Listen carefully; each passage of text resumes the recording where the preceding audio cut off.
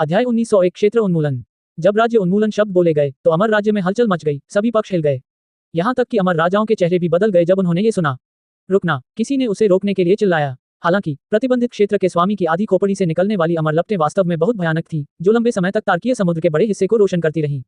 तब तक बहुत देर हो चुकी थी। उसी क्षण हर जगह सुगंध फैल गई। यह अज्ञात था कि वह धूप बत्ती कहाँ थी। इसे प्रतिबंधित क्षेत्र के स्वामी ने नहीं छोड़ा था। एक अचंभे में पूरे तारों वाले समुद्र में सुगंध फैल गई।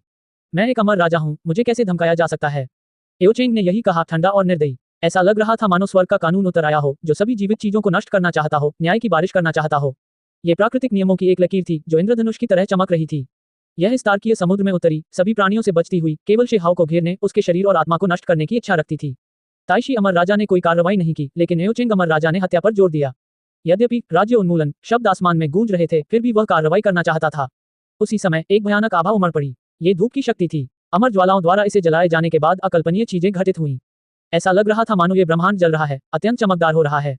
सभी देशों में सुगंध फैल रही थी। अच्छा नहीं, महान कर्म वास्तव में नीचे की ओर निर्देशित होने जा रहा है। आओचेंग, बेहतर होगा कि तुम वहीं रुक जाओ। आओचेंग, अमर राजा, कृपया रुकें। इस समय बहुत सी चीखें सुनाई दी। इसके अलावा किसी ने दाव कानून को सक्रिय कर दिया, जिससे एओचेंग का बेजोड़ प्रहार रुक गया। अमर क्षेत्र में एक चौंकाने वाला परिवर्तन हुआ। यह अंतहीन तारों वाला आकाश पारदर्शी प्रतीत होने लगा, जिससे इस क्षेत्र के बाहर के दृश्य भी देखने में सक्षम हो गए। यही है, वे सभी लोग जिनके पास महान दिव्य क्षमताएं थीं, हिल गए। उन्होंने एक अकल्पनीय दृश्य देखा। वह एक समुद्र था, विशाल और असीम। हर लहर एक बर्बाद दुनिया को साथ लेकर चल रही थी, उठ रही थी और गिर रही थी। समय के टुकड़े इधर उधर घूम रहे थे, अमर लाशें और अमर अवशेष इस समुद्र में तैर रहे थे। उसी समय कुछ जीवित प्राणी नष्ट हो चुके स्थानों से बनी समुद्री लहरों पर खड़े होकर उस पार जा रहे थे। क्षेत्र सागर, अमर डोमेन के लोग चिल्लाए। उसी समय क्षेत्र समुद्र के पास जीवित प्राणियों ने भी इस तरफ देखा, चमकदार अमर डोमेन को देखा, उन्हें एक प्रकाश स्तंभ के रूप में देखा जो उन्हें उनका गंतव्य दिखाता था। हां, इसके अलावा किसी ने हमला किया, एक युद्ध भाला उठाया, सीधे इस दिशा में छुरा घोंपा, बेजोड़ अमर भाले के साथ असीम अमर डोमेन को भेदने की इच्छा रखते हुए सीधे इस दिशा में छुरा घोंपा। शेहाओ दंग रह गया। वह डैम वर्ल्ड के पीछे समुद्र था। क्षेत्र उन्मूलन को प्रकाशित करना वास्तव में उन प्राणियों को रास्ता दिखाने में मदद कर रहा था। कई लोगों ने कार्रवाई की, अमर डोमेन पर हमला करने की इच्छा रखते हुए सीधे तोड़ दिया। एक रक्त रंग का युद्ध भाला इस क्षेत्र को छेदता हुआ, रक्त की तरह लाल रंग का विशाल भाला सीधे होकर गुजर गया। वे विशाल तारे लगातार फट रहे थे। यह क्षेत्र उन्मूलन था। वास्तव में इसका यही सच्चा अर्थ था। शेहाओ ही एकमात्र ऐसा व्यक्ति नहीं था जो हैरान था, सभी कुलों के साधक स्तब्ध थे, यहाँ तक कि उनकी आत्माएं भी कांप रही थीं। ये दृश्य बहुत भयानक था। वहाँ एक महासागर था, कुछ जीवित प्राणी समुद्र को पार कर रहे थे, अमर क्षेत्र पर सबसे भयानक हमला कर रहे थे। वे जीव बहुत शक्तिशाली थे, वहाँ अमर राजा और अमर प्राणी थे। अगर वे सभी अपना रास्ता बनाते हैं तो वे वास्तव में इस क्षेत्र को नष्ट कर देंगे। ये धूप बत्ती एक लाइट हाउस के बराबर थी। इसे जलाने के बाद ये रियल्म सागर से जीवों को रास्ता दिखाने में मदद कर सकता था। अगर उन्हें पार करने की अनुमति दी जाती तो यह एक दायरे को नष्ट करने के लिए पर्याप्त होता। रुको, हम हुआन की सुरक्षा सुनिश्चित करेंगे। रुकना, प्राचीन अमर राजाओं की ओर से कई बार चिल्लाने की आवाजें आईं। वे वास्तव में घबरा गए। रियल्म सी के बारे में उनसे बेहतर कोई नहीं जानता था कि यह कितना भयानक था। जब महान टकराव हुआ तो वहां से जीव वापस लौट आए। धिक्कार, किसी ने कार्रवाई की, उस रक्त रंग के युद्ध भाले को वापस बाहर भेज दिया और उसे दूर फेंक दिया। हां, यद्यपि अमर क्षेत्र के दिग्गजों ने आश्वासन देकर जवाब दिया, फिर भी भयानक घटनाएं घटित हो रही थीं। शेहाओ प्राकृतिक नियमों की एक धारा में बह गया, वह मौके पर ही फट गया, शरीर और आत्मा नष्ट हो गए। कई लोगों के हस्तक्षेप के बाद भी यही परिणाम निकला। कई अमर राजाओं ने एओचेंग को रोका, इस दाव कानून में हस्तक्षेप किया, अन्यथा ये और भी भयानक होता। आओचेंग, एक अमर राजा क्रोधित हो गया। मुझे कोई धमकी नहीं दी जाएगी, एओचेंग ने ठंडे स्वर में उत्तर दिया। क्या तुम चाहते हो कि हम सब मिलकर तुम्हारा दमन करें? हुन्युवान अमर राजा ने कहा। क्षेत्र उन्मूलन जलाया गया था, परिणाम बहुत भयानक थे। यहाँ तक कि अमर राजाओं जैसे शक्तिशाली लोगों के भाव भी बदल गए। एक बार जब ये स्थान क्षेत्र सागर के प्राणियों के लिए पहला गंतव्य बन गया तो अमर डोमेन समाप्त हो गया। ये निश्चित रूप से बर्बाद हो जाएगा। अन्य अमर राजा भी उस धूप बत्ती की खोज कर रहे थे, लेकिन उन्हें वह नहीं मिली क्योंकि समय ही नहीं था। प्रतिबंधित क्षेत्र के स्वामी ने बहुत पहले से तैयारी कर रखी थी। वह जानता था कि एक बार उसकी मृत्यु हो जाने पर उसकी बची हुई शक्ति सीमित हो जाएगी। उसने उस धूप बत्ती को छिपाने का एक गुप्त तरीका दिखाया। गर्जन, प्रतिबंधित क्षेत्र के स्वामी ने एक जोरदार दहाड़ लगाए। उस बर्फ सफेद खोपड़ी ने अमर दाव प्रतीकों की भारी मात्रा जारी की। इसके अलावा अमर राजा सार रक्त की एक बूंद दिखाई दी, जो उस जगह के आसपास थी जहां शेहाओ का शरीर कुचला और फटा हुआ था। उसी समय क्रिस्टल खोपड़ी, सुनहरी बांह की हड्डी और खून बहता नेत्र भी चमक उठे तथा उस स्थान को घेरते हुए चमकदार प्रतीक छोड़ गए। अच्छा, अमरसार रक्त की एक बूंद मौत का विकल्प बन सकती है, ब्रह्मांड की गहराई में किसी ने कहा। ऐसा होने के बावजूद शेहाओ को फिर भी मौत का सामना करना पड़ा। उस पल उसका मजबूत और अविनाशी शरीर टूट गया, हड्डियां मैल में बदल गईं। एक अमर राजा के प्रहार के तहत वह बिल्कुल भी टिक नहीं सका। इसके अलावा जब अन्य बेजोड़ विशेषज्ञों ने हस्तक्षेप किया तब भी यही परिणाम हुआ, अन्यथा वह बहुत पहले ही बिखरी हुई राख में बदल गया होता और कुछ विशेष नहीं बचता। यह अमर राजा सार रक्त की एक बूंद थी। प्रतिबंधित क्षेत्र का स्वामी अपने तरीकों का प्रदर्शन कर रहा था। अमर राजा सार रक्त की इस बूंद को उसकी मृत्यु का स्थान लेने में मदद कर रहा था। अगर कोई अमर राजा मारना चाहता है, अगर कोई मौत से बचना चाहता है, तो यह इतना आसान कैसे हो सकता है? केवल अमर राजा सार रक्त ही इसे बेअसर कर सकता है, ऐसे जबरदस्त कर्म को सहन कर सकता है। चाहे वह शेहाओ की मूल आत्मा हो या उसका शरीर, सब कुछ बिखर गया था। सामान्य तर्क के अनुसार उसका अस्तित्व मिट जाना तय था, लेकिन उसका शरीर तुरंत ही फिर से बन गया। आओचेंग, शी हाओ ने धीमी आवाज में दहाड़ लगाई। उसके माथे की नसें उछल गईं। वह इतना असहाय था, एक अमर राजा के हमले के आगे वो लगभग मर गया, लगभग नष्ट हो गया। अमर राजा का नाम इतनी आसानी से नहीं पुकारा जा सकता, खास तौर पर इतनी नफरत के साथ। इसने तुरंत एओचेंग के जादुई प्रक्षेपण को प्रकट किया, जिससे और भी भयानक हत्या का इरादा प्रकट हुआ। बस एओचेंग, तुमने पहले ही कई बार कार्रवाई की है। भले ही तुम हुआन को मारना चाहते हो, लेकिन अब रुकने का समय आ गया है। पैन किंग चिल्लाया। एक अमर राजा के रूप में किसी ऐसे व्यक्ति के खिलाफ कार्रवाई करना जिसने अभी तक अमरता हासिल नहीं की थी, पहले से ही दूसरों को परेशान कर रहा था, लेकिन उसने लगातार कार्रवाई की, फिर भी असफल रहा। एक अर्थ में इसे स्वर्ग की इच्छा के रूप में देखा जा सकता है। यदि आप और भी अधिक कर्म स्थापित करना चाहते हैं तो आप जारी रख सकते हैं। हुन्युवान अमर राजा ने ठंडे स्वर में कहा। पैन किंग और हुन्युवान अमर राजा का इरादा शी हाओ की रक्षा करना था। ब्रह्मांड में सुगंध गायब हो गई, वह धूप की छड़ी बुझ गई। प्रतिबंधित क्षेत्र के भगवान को पता था कि कितनी दूर जाना है, यहाँ रुकना है। शेहाओ का चेहरा पीला पड़ गया था, उसकी जीवन शक्ति बुरी तरह से क्षतिग्रस्त हो गई थी, यहाँ तक कि उसकी दाव नींव भी टूट गई थी। उसके चारों ओर जीवन शक्ति की एक लहर थी, इतनी सघन कि वह बिखर नहीं पाई। अमर पीच अमर औषधि, जो स्पष्ट रूप से नष्ट हो चुकी थी, अब जीवन शक्ति की एक लहर छोड़ रही थी। पैन किंग ने अंतहीन दूरी से इशारा किया और स्पष्ट ऊर्जा के उस गोले को शेहाओ के शरीर में भेज दिया। प्रतिबंधित क्षेत्र के स्वामी ने अमर प्रकाश का एक कौर छोड़ा, जिससे शेहाओ का शरीर जल उठा। शेहाओ की दाव नींव ठीक हो गई, मांस और मौलिक आत्मा बहाल हो गई, जीवन शक्ति भी क्षतिपूर्ति हुई। हालांकि अमरपीच दवा के अत्यधिक प्रभावों को प्रतिबंधित क्षेत्र के स्वामी द्वारा सीधे बाहर निकाल दिया गया था। वह शेहाओ को ऐसे ही आगे बढ़ने नहीं देना चाहता था, क्योंकि इससे केवल सबसे कमजोर इंसान अमर हो जाएगा। वह भविष्य में अशांत समय में शेहाओ को मारकर बाहर निकलने देना चाहता था। ये स्थान शांत हो गया। आओचेंग अमर राजा ने फिर कोई कार्रवाई नहीं की, अन्य अमर राजा भी पीछे हट गए। जब मैं अमर राजा बन जाऊंगा तो मैं निश्चित रूप से चपटा हो जाऊंगा। शेहाओ के बाल अस्त व्यस्त तरीके से नाच रहे थे, उसकी आंखों में भाव अत्यंत ठंडे थे। उसने बाकी कुछ नहीं कहा। ऐसा इसलिए था क्योंकि प्रतिबंधित क्षेत्र के स्वामी ने अपना सिर हिलाया था। अभी शेहाओ ने अभी तक अमरता हासिल नहीं की थी, इसलिए अगर उसने शपथ ली तो जब तक उस नाम का उल्लेख किया जाएगा तब तक बेजोड़ अस्तित्व का वह स्तर आकार ले लेगा।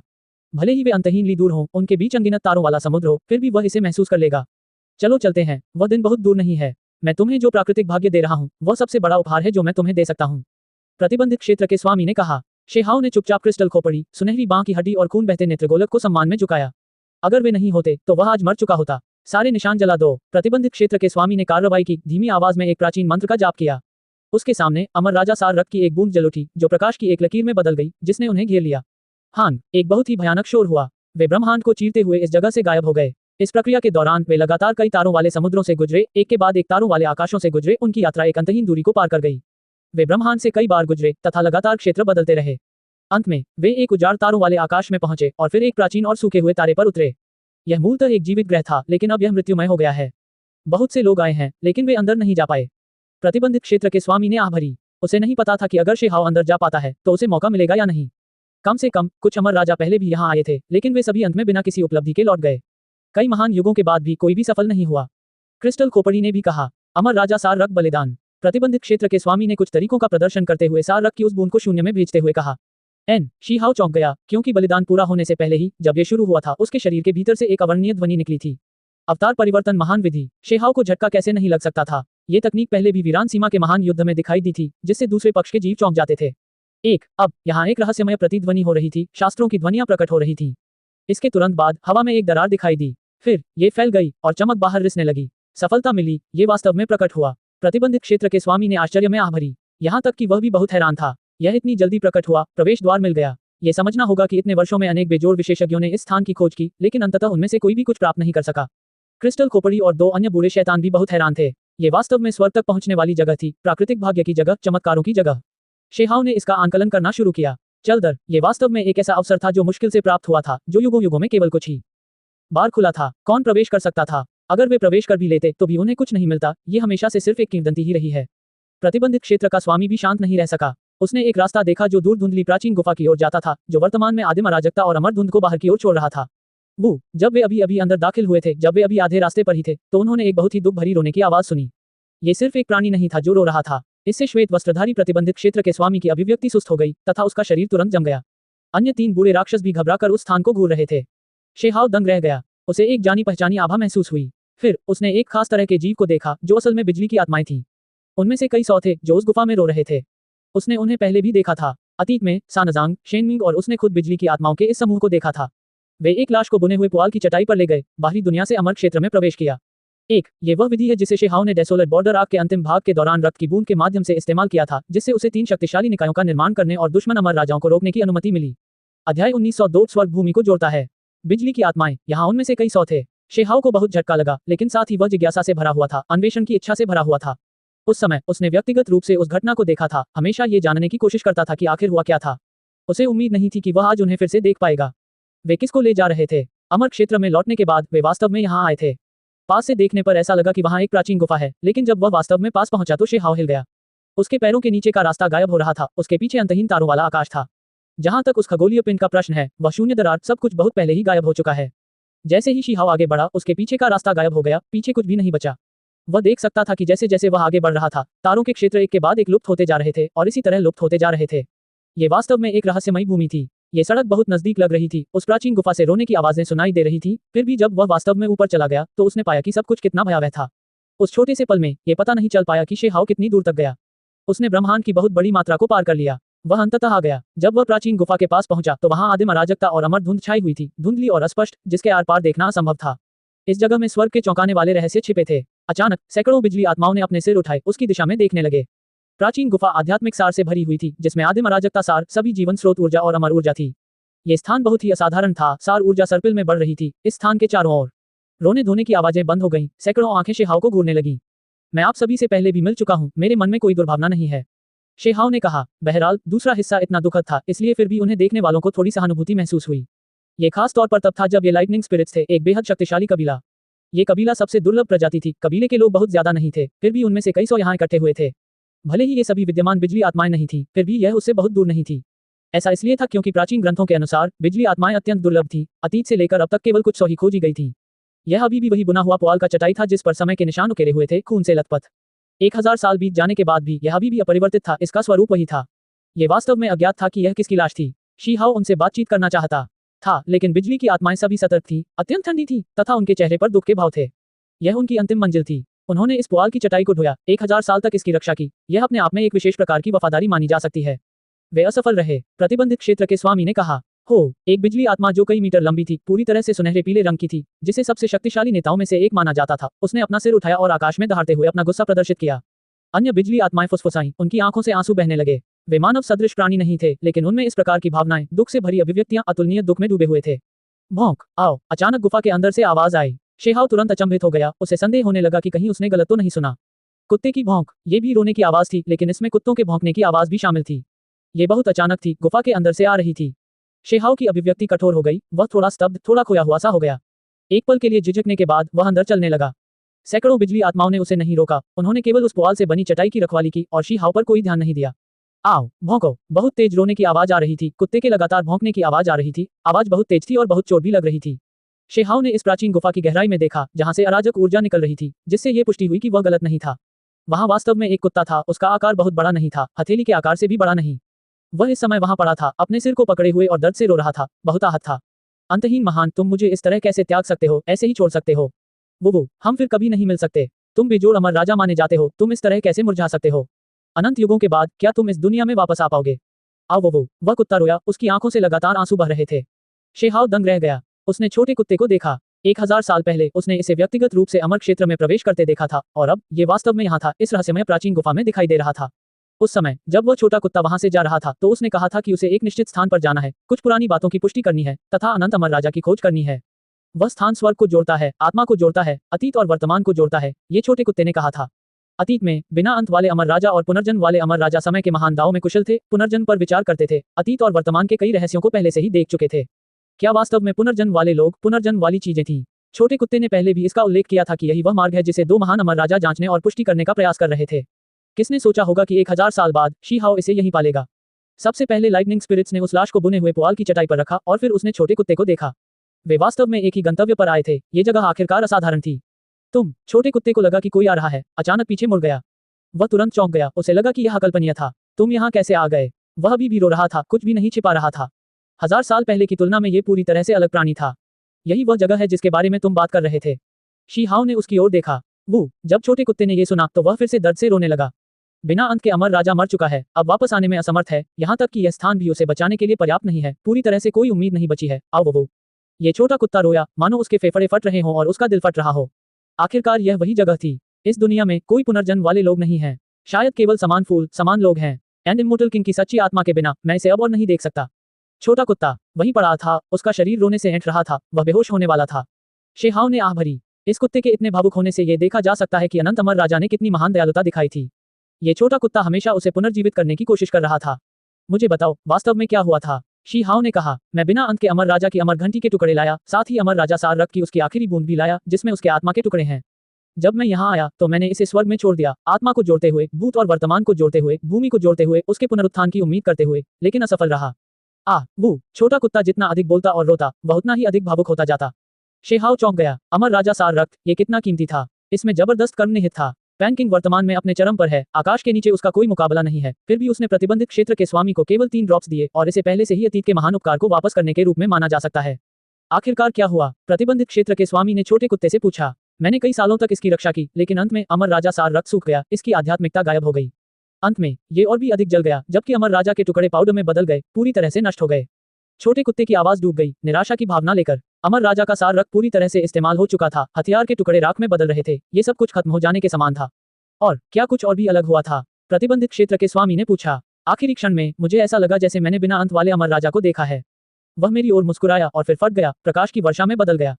फिर अमर राजा का सार रक्त पूरी तरह से जल गया, अमर घंटी के टुकड़े राख में बदल गए, सब कुछ खत्म हो गया।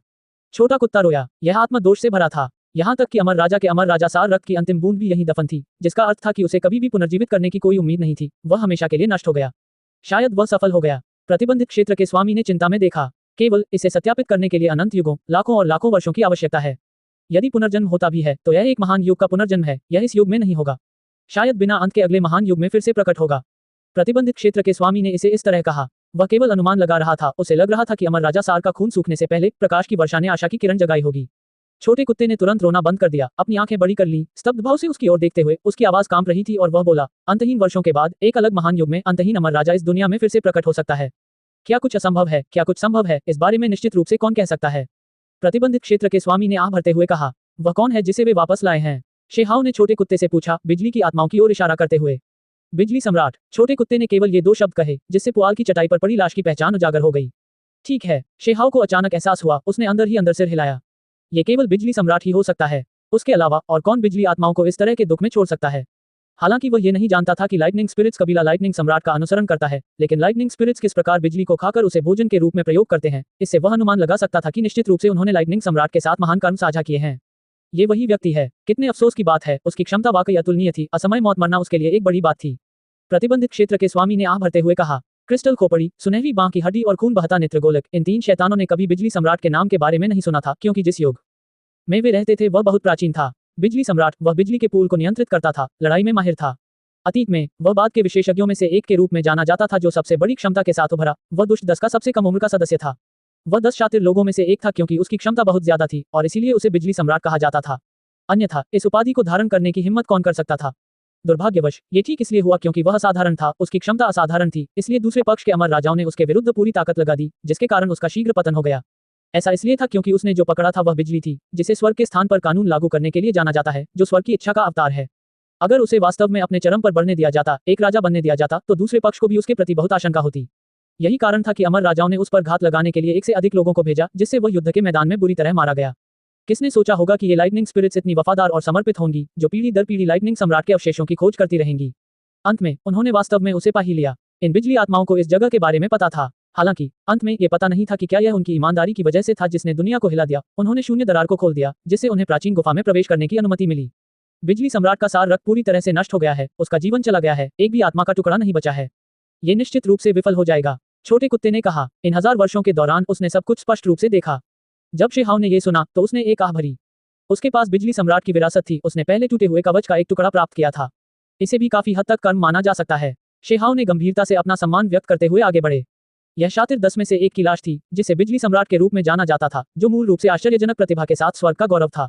सैकड़ों बिजली आत्माओं की निगाहें थोड़ी नर्म हो गईं। ये प्राणी वास्तव में बेहद वफादार और समर्पित थे, हमेशा इस लाश की रखवाली करते थे। प्रतिबंधित क्षेत्र के स्वामी ने अपना सिर हिलाया। सार रक्त के बिना, आत्मा के टुकड़े के बिना ये यहाँ ज्यादा कुछ नहीं करेगा।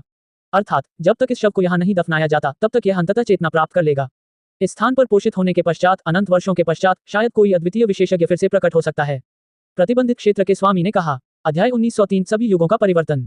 आखिर यहाँ क्या हो रहा है? क्या ये वास्तव में पुनर्जन्म कर सकता है? शेहाव जानना चाहता था। प्रतिबंधित क्षेत्र के स्वामी के शब्दों के अनुसार ये स्थान स्वर्ग से जुड़ा है, अतीत और वर्तमान को जोड़ता है। ये प्राकृतिक भाग्य का स्थान है जिसमें अकल्पनीय चमत्कार हैं। अजीब बात तो गुफा की गहराई में ही है। छोटे कुत्ते ने अपने आंसू पोंछे और आगे बढ़ गया। वे अस्त व्यस्त धुंध के बीच से अपना रास्ता बनाते हुए जीवन के सभी स्रोतों की ऊर्जा को हवा में व्याप्त होते हुए देखते रहे। शेहाव ने गहरी सांस ली, यहाँ अमर ऊर्जा को सांस में लिया। ये बिल्कुल वही जगह है। बहुत गहराई में एक पत्थर का कमरा था जिसकी लंबाई सिर्फ एक झांक थी। वह जगह बेहद साधारण और कच्ची थी। उसमें न तो टेबल थी और न ही कुर्सियां, न ही नाजुक सजावट की कमी थी। बस एक खुरदरी पत्थर की दीवार थी। बेशक इस झांक पत्थर के कमरे की आदिम अराजकता और अमर ऊर्जा और भी अधिक मजबूत थी जो रहस्यमय उतार चढ़ाव लेकर आती थी। ये वह जगह थी। शेहाव का चेहरा शांत था। वह इस जगह से कुछ भी नहीं देख सकता था। वह करीब जाना चाहता था, देखना चाहता था कि आखिर हो क्या रहा है। हालांकि छोटे कुत्ते को डरा दिया गया, जोर से चिल्लाकर उसे रुकने के लिए कहा गया। वह वास्तव में डर गया था कि बिना किसी तैयारी के लापरवाही से हमला करने से बड़ी समस्याएं पैदा हो सकती हैं। मुझे कोई खतरा महसूस नहीं हो रहा, शेहाव ने कहा। यह जगह बहुत अजीब है। एक बार अंदर जाने पर यह गायब होने का संकेत हो सकता है। कोई नहीं जानता कि उसका शरीर कहाँ होगा। शायद अनंत काल के लिए गायब हो गया हो, वापस आने का रास्ता न खोज पाए। क्रिस्टल खोपड़ी बोली, ठीक है, ये बिल्कुल उसी तरह की जगह है, प्रतिबंधित क्षेत्र के स्वामी ने कहा। इस समय क्रिस्टल खोपड़ी, सुनहरी बांह की हड्डी और खून बहता हुआ नेत्रगोलक सभी जाग गए, धुंधली चमक जारी करते हुए। उन्हें उस पत्थर के कमरे के प्रति अतुलनीय संयम भय महसूस हुआ। ऐसा क्यों है? शेहाव ने प्रतिबंधित क्षेत्र के स्वामी से मार्गदर्शन मांगा। अमर राजाओं के बीच एक किंवदंती है जिसमें कहा गया है कि यह स्थान अतीत और वर्तमान को जोड़ सकता है। अनंत वर्षों के बाद कुछ अन्य लोगों ने कहा कि यहाँ भविष्य देखा जा सकता है। प्रतिबंधित क्षेत्र के स्वामी ने कहा, हकीकत में यहाँ आने के बाद वह भी पक्के तौर पर नहीं कह सकता था। तब तो उसने सिर्फ कुछ रहस्य सुने थे, अब जब वे वास्तव में यहाँ आए हैं तो बहुत बड़ा जोखिम था। छोटे कुत्ते ने सावधानीपूर्वक विस्तार से बताया कि जब उसने अमर राजा के अमरसार रक्त को डाला तो क्या हुआ, तथा बताया कि ऐसा प्रतीत होता है कि रक्त ने समय की लंबी नदी को हिला दिया है। वह नदी धुंधली दिखाई दे रही थी। शेहाव ने उस पत्थर के कमरे के पास पहुंचकर अपनी तैयारी शुरू कर दी। प्रतिबंधित क्षेत्र के स्वामी शांत नहीं हो सके। उन्होंने कहा, उस समय कुछ अन्य लोगों के साथ मैंने ये निष्कर्ष निकाला था कि यह स्थान एक जीवित पुनर्जन्म को अंजाम दे सकता है। अगर यह वास्तव में मामला है तो यह आपका सबसे बड़ा उपहार होगा। यही तो वह उम्मीद कर रहा था। उन्होंने शेहाव को यहाँ लाने का जोखिम इसलिए उठाया क्योंकि उन्हें उम्मीद थी कि उसे इस तरह का अवसर मिल सकेगा। शेहाव को इस समय सबसे ज्यादा किस चीज की कमी महसूस हो रही थी? महान युग आ गया, खून, पाप और अराजकता शुरू होने वाली थी, फिर भी वह गलत समय पर पैदा हुआ, अभी तक वास्तव में बड़ा नहीं हो पाया। प्रतिबंधित क्षेत्र के स्वामी को चिंता थी कि अगर महान तस्लीम शुरू हो गया तो भले ही शेहाव के पास स्वर्ग को भेदने की प्रतिभा हो, फिर भी ये पर्याप्त नहीं होगा। यही कारण था कि प्रतिबंधित क्षेत्र के स्वामी ने उसे एक अंतिम महान जुआ खेलने के लिए यहाँ लाया था। शास्त्र की ध्वनियां फिर से सुनाई दे रही हैं जो मुझे अंदर बुला रही हैं। सभी अवसर यही हैं, शेहाव ने कहा। अवतार परिवर्तन महान विधि उसके शरीर के भीतर अत्यंत स्पष्ट रूप से गूंज उठी, मानो वह पत्थर के कमरे के भीतर प्रतिध्वनित हो रही हो। अतीत में उजाड़ सीमा में हुआंग ने अवतार परिवर्तन महान विधि की बेजोड़ शक्ति का प्रदर्शन किया था जिसने सभी कुलों के विशेषज्ञों को चौंका दिया था। हालांकि उस समय उसके पास इस पर बहुत अधिक नियंत्रण नहीं था। अब शास्त्र उसके भीतर से पानी की तरह बह रहे थे, उसके हृदय से बह रहे थे। हर पंक्ति और हर पैराग्राफ बिल्कुल स्पष्ट था, उसके हृदय की गहराई में अंकित था। क्या संपूर्ण शास्त्र प्रकट हो गए हैं जिन्हें मैंने समझ लिया है? शेहाव को आश्चर्य हुआ। यद्यपि उसने पहले भी शास्त्रों की ध्वनियां सुनी थी लेकिन वे अस्पष्ट थीं। अब शब्द एक के बाद एक प्रकट हुए, उसकी चेतना की गहराई में अंकित हो गए, मानो वे केवल उसके लिए ही गाए जा रहे हों। एक बूंद खून, क्रिस्टल खोपड़ी बोली। उसकी आंखों के कोटों में ज्वाला भड़क रही थी। वह शेहाव की भौहों के बीच की जगह को घूर रहा था। वह बहुत हैरान था। अन्य लोगों ने भी इस अनियमित दृश्य को देखकर अपना सिर उठाया। शेहाव के माथे पर खून की एक बूंद उभरी जो आकाश को रोशन कर रही थी, एक जबरदस्त आभा लिए हुए थी। ऐसा लग रहा था जैसे वह आकाश और धरती को खोल देगी और फिर एक गड़गड़ाहट की आवाज निकलेगी। ये फिर से प्रकट हुआ। शेहाव चौंक गया। उसने खुद भी खून की उस बूंद को महसूस किया। अतीत में जिस कारण से वह अवतार परिवर्तन महान विधि का प्रदर्शन कर सके और विदेशी बेजोड़ विशेषज्ञों का सामना कर सके, वह वास्तव में रक्त की इस बूंद के कारण ही था। ये रक्त की बूंद एक जीवन स्रोत ऊर्जा से भरी अमर स्वर्ण कड़ाही से आई थी जो रक्त से रंगी हुई थी तथा इसकी सतह से प्राप्त हुई थी। इस बीच वह कड़ाही पहले ही इंपीरियल पास के बाहर दिखाई दे चुकी थी। यहाँ तक कि एक प्राणी भी था जो कड़ाही पर पहुंच गया था और दूसरे पक्ष के अमर राजा के खिलाफ एक बड़ी लड़ाई लड़ रहा था। बाद में शेहाव को समझ में आया कि खून की बूंद असल में उस कड़ाही की नहीं थी, ये बस संयोग से उस पर चिपक गई थी। ये रहस्यमय प्राचीन खून की बूंद थी जो समय की लंबी नदी से होकर गुजरी थी, जो पूरे समय में मौजूद थी। सम्राट पतन के युग से प्राचीन रक्त। उस महान युद्ध के दौरान शेहाव ने व्यक्तिगत रूप से जो महसूस किया था तथा जिस तरह से उस बेजोड़ कड़ाही विशेषज्ञ ने बात की थी, प्रतिबंधित क्षेत्र के स्वामी द्वारा ये सब एक साथ रखे जाने के बाद ये वह उत्तर था जिस पर वह पहुंचा था। हान, शेहाव का शरीर कांपने लगा। उसने एक कदम आगे बढ़ाया और पत्थर के कमरे में प्रवेश किया। उसी क्षण उसका शरीर अस्पष्ट हो गया, तीव्रता से हिलने लगा, लगातार कांपने लगा, मानो वह अब और स्थिर खड़ा नहीं रह सकता। अवतार परिवर्तन महान विधि की शास्त्रीय ध्वनियां अधिक से अधिक भव्य होती जा रही थी, लगातार शेहाव के कानों में गूंज रही थी, पूरी तरह से उसके हृदय में अंकित हो गई थी। हालांकि शास्त्रों की ध्वनियां अभी भी निरंतर जारी रहीं, लगातार बढ़ती रहीं, पत्थर के कमरे के साथ गूंजती रहीं। यहाँ तक कि प्रतिबंधित क्षेत्र के स्वामी और अन्य लोगों ने भी किसी प्रकार की दिव्य ध्वनि सुनी जिससे वे बहुत हैरान हुए। हान, अचानक शेहाव का शरीर इस जगह से गायब हो गया। ये छोटा कुत्ता आश्चर्य से अपनी आंखें फैलाए इधर उधर खोज रहा था। प्रतिबंधित क्षेत्र का स्वामी चुप हो गया। क्या सफलता का कोई मौका था? अगर था तो ये शेहाव के लिए सबसे बड़ा अवसर होगा, सबसे बड़ा उपहार और आशीर्वाद प्राप्त करना। यदि वह असफल हो गया तो वह मर सकता है और इस दुनिया में कभी नहीं आएगा। आने वाले महान टकराव के अंधेरे के दौरान असहाय होने के बजाय आज ही जोखिम उठाना बेहतर है, किसी ऐसी चीज पर कब्जा कर लेना जिस पर भरोसा किया जा सके। प्रतिबंधित क्षेत्र के स्वामी ने गहराई से कहा, वह कहाँ चला गया? क्या अतीत और वर्तमान सचमुच जुड़ जाएंगे और समय की महान नदी में विलीन हो जाएंगे? छोटा कुत्ता चिल्लाया। क्रिस्टल खोपड़ी, सुनहरी बांह की हड्डी और खून बहता नेत्रगोलक सब चुप हो गए। वे पत्थर के कमरे को घूर रहे थे। वे सब सोच रहे थे, आश्चर्य कर रहे थे कि अब शेहाव कैसा होगा। कुछ समय बाद शेहाव के साथ कुछ अजीब हुआ। उसके कपड़ों के कोने धुंधले हो गए, अस्त व्यस्त रोशनी बाहर की ओर चमकने लगी, अमर धुंध घनी हो गई। पत्थर की दीवारों पर कुछ निशान दिखाई दिए। ये सबसे प्राचीन और खुरदरी पत्थर की नक्काशी थी। वे बहुत धुंधली थी, बिल्कुल भी स्पष्ट नहीं थी, जो अतीत के लोगों द्वारा छोड़ी गई थी। सम्राट पतन से शुरू होकर समय का अंतहीन महान आरेख, वह युग जो अज्ञात और दूर है, वास्तव में ऐसे निशान थे जो दिखाई दिए। प्रतिबंधित क्षेत्र का स्वामी एक सफेद कपड़े पहने आदमी में बदल गया। उसकी अभिव्यक्ति अभूतपूर्व रूप से गंभीर थी। पहले वह पत्थर की दीवार खुरदरी थी, उस पर ज्यादा निशान नहीं थे। अब शेहाव के प्रवेश के बाद वास्तव में परिवर्तन हुए, जिससे अतीत की छाप उत्पन्न हुई। ये इतिहास की धुंधली नक्काशी थी जो सम्राट पतन के युग के दौरान हुई घटनाओं का स्पष्ट वर्णन करती थी, जिसे स्पष्ट रूप से देखना असंभव था। हालांकि वे समझ सकते थे कि यह कितनी क्रूर दुनिया थी। शायद इस दुनिया में पहले भी सम्राट रहे होंगे। अंतहीन लड़ाई के बाद वे हार गए। सम्राट पतन का युग, इस महान युग का नाम वास्तव में बहुत मजबूत था। दूसरों के लिए इस प्रकार का अनुमान न लगाना मुश्किल था, भले ही वे ऐसा न करना चाहते हों। यदि सम्राट हैं, तो वे निश्चित रूप से साधारण सम्राट नहीं हैं। क्रिस्टल खोपड़ी ने गहराई से कहा। हां, एकल झांक पत्थर का कमरा बहुत हिल रहा था। खुरदरे पत्थर की नक्काशी बदल रही थी, मानो अतीत की घटनाओं को बता रही हो। वे वास्तव में उन्हें स्पष्ट रूप से देखना चाहते थे, लेकिन अंत में वे केवल एक धुंधली रूपरेखा ही देख सके। कृपया मुझे यह मत बताइए कि वे पुनर्जन्म वाले अतीत का वर्णन कर रहे हैं और कोई पुनर्जन्म वाले लोग नहीं हैं। छोटा कुत्ता रोते हुए बोला, बहुत घबराया हुआ, पत्थर की दीवार को घूर रहा था। ये वही है। क्रिस्टल खोपड़ी ने अपना संयम खो दिया और खुरदरी पत्थर की दीवार पर उत्कीर्ण को कठोरता से घूरने लगी। वह जगह बदल रही थी, रूपांतरित हो रही थी। अंत में उन्होंने कुछ दृश्य, कुछ जाने पहचाने लोग देखे जो इन पत्थर की दीवारों की कहानी में उभर रहे थे। हुआंग, छोटा कुत्ता चिल्लाया। प्रतिबंधित क्षेत्र के स्वामी की आंखों में चमक थी। वह भी वहीं घूर रहा था। दरअसल वह पत्थर की दीवार पर शेहाव की आकृति को स्पष्ट रूप से पहचान सकता था, जो अतीत की घटनाओं में दिखाई देती थी। ये कैसे संभव हो सकता है? सम्राट पतन के युग में उसकी आकृति कैसे प्रकट हो सकती है? छोटा कुत्ता अतुलनीय रूप से हैरान था। जो कुछ वह देख रहा था उस पर विश्वास करने की हिम्मत नहीं कर रहा था। इस बीच अमर डोमेन में पैन किंग सिटी के भीतर पान किंग अपने घर की गहराई में बैठा था। उसकी आंखें तारों से भरे आसमान जितनी गहरी थीं। उसके हाथ में बालों का एक गुच्छा था जो शेहाव का था। वह भी उसे निकाल रहा था। उसकी आंखों में ब्रह्मांड के जीवन मरण के दृश्य थे। समय की लंबी नदी की उफनती हुई ध्वनियां थीं, अत्यंत भयावह। उसके हाथों में बालों का गुच्छा अनियंत्रित रूप से जलकर राख में बदल गया। पैन किंग की आंखों में भाव और भी भयानक होते गए। उसने गहरी सांस छोड़ते हुए कहा, वह पहले से ही वर्तमान दुनिया में नहीं है, इतिहास के इस खंड से संबंधित नहीं है। यह बालों का एक गुच्छा था जिसे उसने शेहाव के चले जाने के बाद चुपके से प्राप्त किया था। अब सच्चाई जानने के लिए इसका उपयोग करने के बाद वह इस निष्कर्ष पर पहुंचा।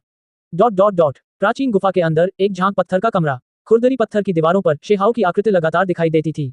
उस युग में उसके निशान थे, उसकी आकृति वहां दिखाई देती थी। वह वर्तमान का प्रतीक है, सभी युगों का प्रतीक है, मेरे लिए तैयारी कर रहा है। या शायद ये कहा जा सकता है कि वह जो कुछ भी अथक रूप से कर रहा है वह केवल मेरे लिए है। एक दिन मैं वापस आऊंगा। इस समय छोटा कुत्ता डर से कांप उठा। उसे एक तरह की आवाज सुनाई दी जो बहुत ही धीमी और दूर से आ रही थी, मानो वह अनंत युगों से गुजर रही हो।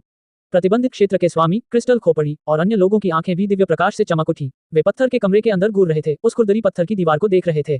फिर उन्होंने पत्थर की दीवार के साथ बहते हुए रक्त की बूंद को देखा, जो आकाश को रोशन कर रही थी, महान परिवर्तनों के शाश्वत प्राचीन अर्थों को उकेर रही थी, जो समय की लंबी नदी को काटना चाहती थी।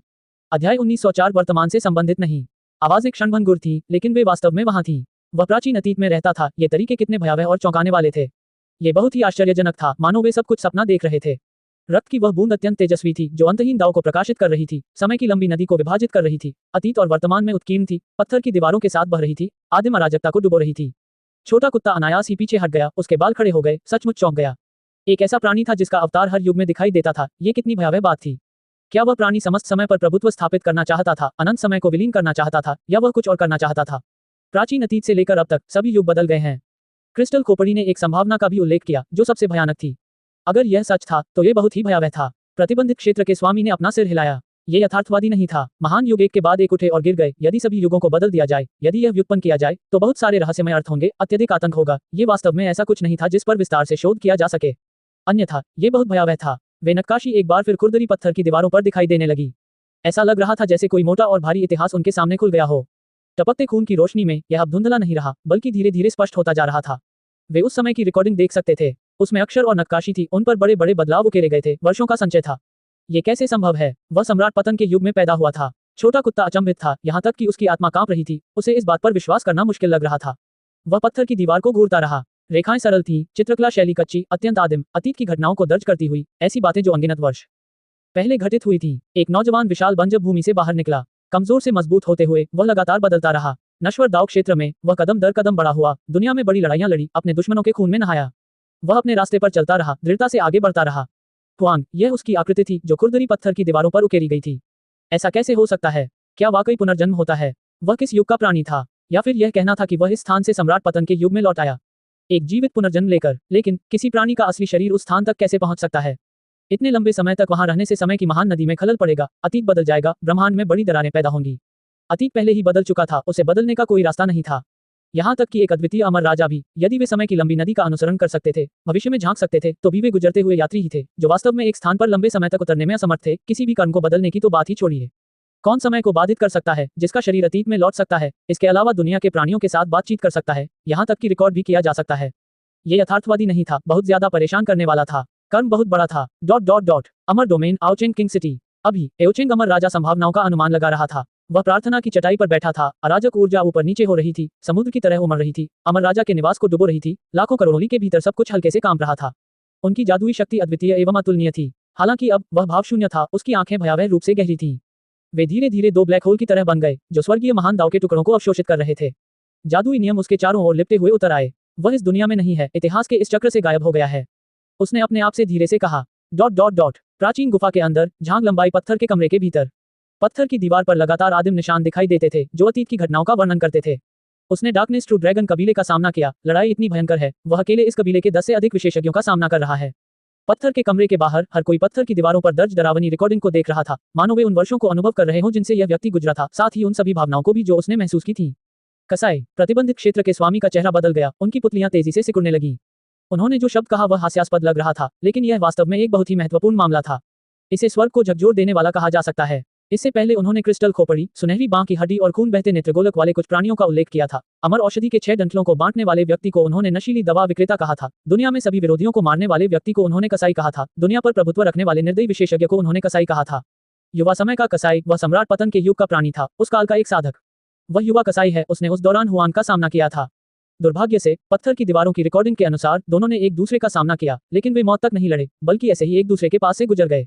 ये थोड़ा अफसोसजनक है। मैं वास्तव में देखना चाहता था कि कसाई अपनी जवानी के दौरान कितना शक्तिशाली था, लेकिन वे आपस में भिड़े नहीं, कोई खूनी लड़ाई नहीं लड़ी। इसके अलावा कसाई उस महान क्षेत्र को छोड़कर गायब हो गया। पत्थर की दीवार पर निशानों का एक विस्तार गायब हो गया। आरेखों का एक और सेट दिखाई दिया, जो युगों की समृद्धि और गिरावट का वर्णन करता था। प्रतिबंधित क्षेत्र के स्वामी और अन्य लोगों ने अन्य सामान को छोड़ दिया तथा केवल हुआंग से संबंधित रिकॉर्डिंग की जांच की। उसने ऊपरी स्वर्ग के वंश के 8 बेटों को मार डाला। स्वर्ण भुजा की हड्डी ने दिव्य इच्छा के उतार चढ़ाव को जारी किया, एक आह के साथ यह कहते हुए, तथाकथित ऊपरी स्वर्ग वंश इस वर्तमान युग में बहुत पहले ही लुप्त हो चुका था।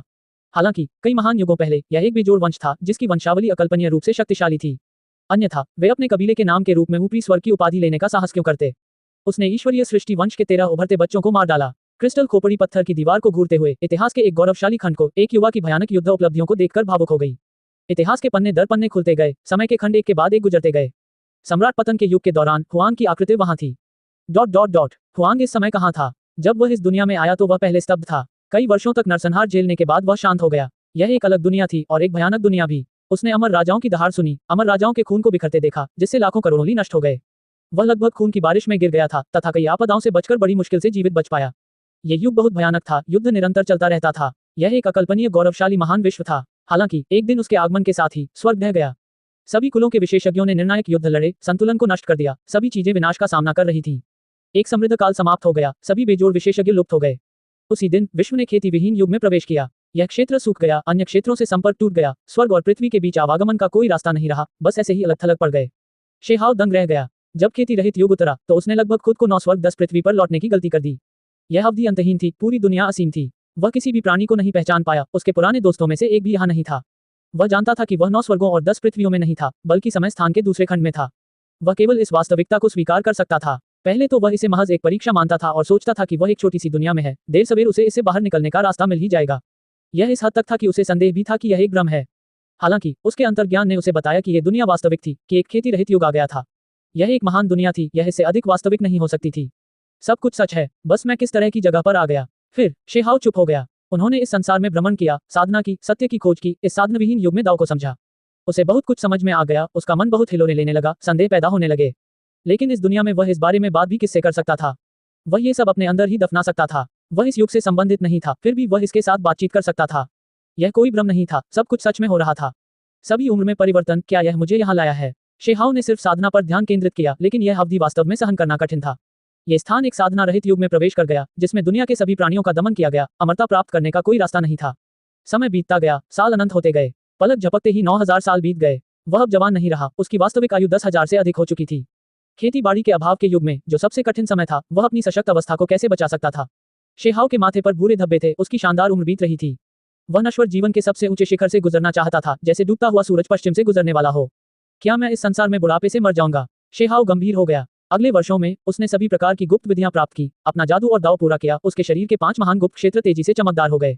अविनाशी शास्त्र, सच्चा आदिकालीन अभिलेख, अमर शास्त्र और अन्य, ये सभी महत्वपूर्ण विधियां थीं जिनका उन्होंने पालन किया और परामर्श लिया। उन्होंने अपनी चरम अवस्था को बनाए रखा, कई वर्षों तक भी गिरावट नहीं आई। भले ही सफेद बाल बिखर गए हों, लेकिन उन्होंने अपनी रक्त ऊर्जा को हजारों वर्षों तक बलपूर्वक बढ़ाया। अब उनकी आयु पहले से ही 10,000 वर्ष से अधिक हो चुकी थी। अंततः उनकी रक्त ऊर्जा में गिरावट आने लगी तथा वह नीचे की ओर बढ़ने लगी। प्राचीन गुफा, पत्थर के कमरे के बाहर, प्रतिबंधित क्षेत्र के स्वामी और अन्य लोगों ने खुरदरी पत्थर की दीवारों पर रिकॉर्डिंग की जांच की। वे सभी भौहें सिकोड़ रहे थे। सम्राट पतन का युग एक खेती रहित युग में प्रवेश कर गया। उस दुनिया का दमन बहुत भयानक था। ऐसा इसलिए था क्योंकि उन्होंने अभी अभी एक महान युद्ध का अनुभव किया था। अमर राजा का खून भी बह रहा था। ऊपर स्वर्ग में सभी प्रकार के कानून हिंसक रूप से बढ़ गए, उन सभी को दबा दिया जो अमरता प्राप्त करना चाहते थे। यह एक ऐसा युग था जो अमर उत्थान की अनुमति नहीं देता था। संक्षेप में, 9 स्वर्गों और 10 पृथ्वियों की तुलना में यह जरा भी कमतर नहीं था, बल्कि यह और भी अधिक भयानक था।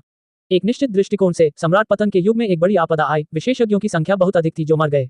उन्होंने दाव को बदल दिया, प्राकृतिक नियमों का हिस्सा बन गए, उस दुनिया को दबा दिया।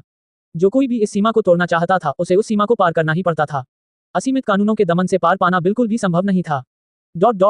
सम्राट पतन, खेती विहीन युग। धीरे धीरे शेहाओ बूढ़ा होता गया। अंत में उसके काले बालों का आखिरी कतरा भी सफेद हो गया। उसकी पिछली जेड जैसी त्वचा पर धीरे धीरे कई महीन झुर्रियां आ गईं। अंत में उसकी रक्त ऊर्जा अंततः सूखने लगी। इस बीच अब वह अंततः अपने बुढ़ापे में प्रवेश कर चुका था। अभी वह पहले से ही 27,000 साल का था। इस संसार में जिन लोगों ने दाव को प्राप्त किया, जिन शक्तिशाली प्राणियों को उसने देखा, वे सभी बहुत वर्ष पहले ही गुजर चुके हैं। वह एक अकेला कड़वा साधक था जो शुरू से ही यहाँ का नहीं था। बाद में उसने उन विशेषज्ञों को भी देखा जिनसे वह पहले मिला था और एक के बाद एक धूल में मिल गए। शेहाओ और अधिक मौन होता गया। ऐसा इसलिए था क्योंकि कई साल पहले उनकी पीढ़ी के साधक बहुत पहले ही गायब हो चुके थे। अब केवल सूखी हड्डियां ही बची हैं। 20,000 साल पहले के जीव बहुत पहले ही खत्म हो चुके थे। इस असीम महान संसार में उसका एक भी पुराना मित्र नहीं बचा था। यह इस हद तक था कि बाद की पीढ़ी के विशेषज्ञ भी उनसे पहले ही गुजर गए। जैसे जैसे महान युग बदलते गए, यह अज्ञात था कि कितनी बार लोगों को बदला गया। उसकी रक्त ऊर्जा सूख गई थी और मुरझा गई थी, जो उसके बुढ़ापे में प्रवेश कर गई थी। शेहाओ मुरझाते सूरज की तरह था, धीरे धीरे बूढ़ा होता जा रहा था। हालांकि ऐसा होने के बावजूद वह 30,000 साल की बाधा तक पहुंच गया। वे 30,000 साल से ज्यादा जीवित रहे। यह उस समय की सबसे बड़ी आयु थी जो इस साधनविहीन युग में किसी सर्वोच्च व्यक्ति के लिए संभव थी। इन 30,000 वर्षों के दौरान उन्होंने अपनी महान पद्धति को पूर्ण किया। उनके दाव कौशल निरंतर परिष्कृत होते गए, दोषरहित होते गए, उनकी शक्ति उत्तरोत्तर भयानक होती गई। हालांकि स्वर्ग का आदेश मौजूद नहीं था, फिर भी उनका जीवन काल समाप्त हो गया।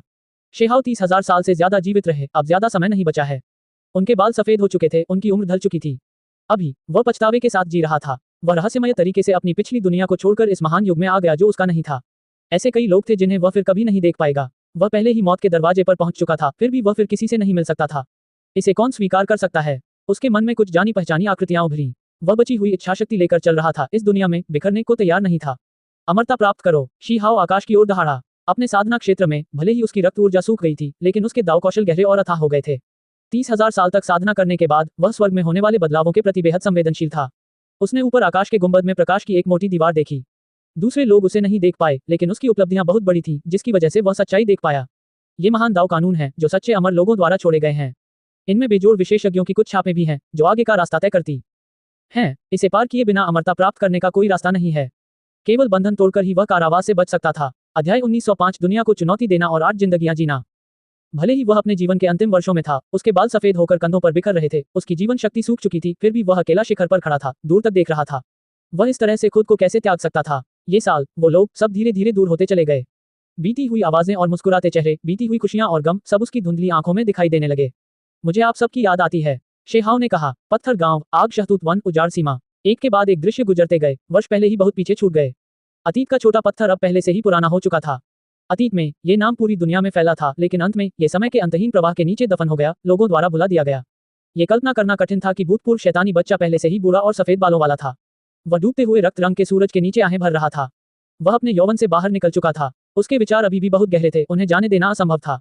वह रहस्यमय तरीके से इस दुनिया में आया, मानो उसने पिछली दुनिया के सभी कर्मों को काट दिया हो। मरने से पहले वह कुछ परिचित दोस्तों से भी नहीं मिल पाया था। सम्राट पतन अंतहीन था, अनंत युग। हालांकि इसका उससे क्या लेना देना था। शेहाओ एक अकेली आत्मा की तरह था जो नश्वर दुनिया में भटक रही थी। सब कुछ शांत हो गया, उसकी आंखें बंद होने लगीं। जब वह अपनी सीमा पर पहुंचा तो शेहाओ के पुनर्जन्म के सागर में एक के बाद एक दरारें दिखाई देने लगी। ये समय के टुकड़े थे, उसका जीवन चक्र टूटने वाला था। मारना। उसने हल्की सी चीख मारी। प्रकाश की एक किरण प्रकट हुई जो उसके स्रोत को काट रही थी, क्षयकारी तत्वों को काटना चाहती थी, दरार वाले भागों को पूरी तरह से काट देना चाहती थी। यह एक बीमार पेड़ की तरह था जिसके कीड़ों से क्षतिग्रस्त हिस्से काट दिए गए और फिर बिजली गिर गई। पेड़ बिजली की लपटों में धराशायी हो गया, ढह गया और टूटकर गिर गया, जबकि पेड़ की जड़ें अभी भी वहीं थीं, नए जीवन की प्रतीक्षा कर रही थीं। उन्होंने शरीर को बीज के रूप में इस्तेमाल किया, इसलिए दाओ बीज के भीतर सबसे बड़ा सार छिपा हुआ था।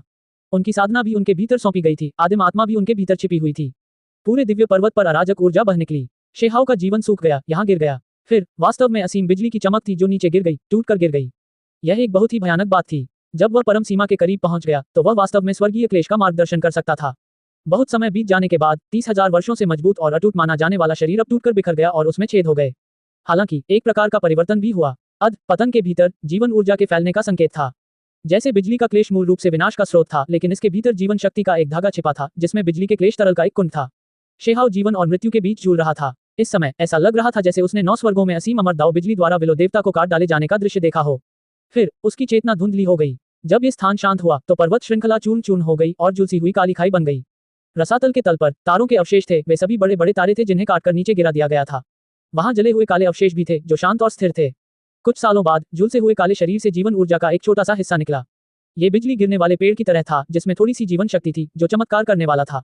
फिर अगले आधे साल तक जीवन शक्ति धीरे धीरे मजबूत होती गई, जब तक कि आखिरकार अचानक प्रकाश का एक गोला उभरा। झुलसे हुए काले अवशेषों ने पीपा की आवाज निकाली जिससे वे पुनर्जीवित होने लगे। अंत में बहुत सारी पुरानी हड्डियां निकल गईं और इससे भी अधिक काली पुरानी त्वचा की एक परत हटा दी गई। शेहाओ का पुनर्जन्म हुआ, वह अपनी युवा अवस्था में लौट आया, रक्त ऊर्जा से भर गया, उसकी सार ऊर्जा चरम सीमा तक बढ़ गई।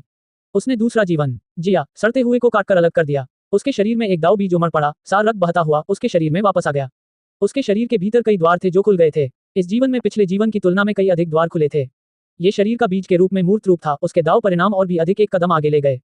30,000 से ज्यादा साल जीने के बाद उसने नश्वर ताओ क्षेत्र में एक बेजोड़ शरीर की साधना की। उसके पास पिछले जीवन की तुलना में और भी ज्यादा क्षमता थी और उसके पास और भी ज्यादा फायदे थे। मैं अब और इंतजार नहीं कर सकता, मैं स्वर्ग के महान दाओ दमन के खिलाफ जाना चाहता हूँ, अमर उत्थान पर हमला करना चाहता हूँ। शीहाओ ने धीरे से कहा। यह एक जटिल युग था। सम्राटों की मृत्यु के निशान बचे हुए थे, आकाश के गुंबद पर सच्चे अमर कानून छाए हुए थे, अमर राजाओं द्वारा छोड़े गए निशान। इन सब ने दुनिया को घेर लिया, जिससे बाद के जीवों की उन्नति अवरुद्ध हो गई। शेहाओ के लिए यह एक भयानक उम्र थी। हालांकि यदि वह इस प्रकार की परिस्थितियों में सफल हो सके तो उसकी उपलब्धियां वास्तव में अकल्पनीय होंगी। इस जीवन में शेहाओ केवल एक बार बाहर गया था। अनगिनत साल बीत जाने के बाद वह दीर्घायु औषधि की तलाश में निकला।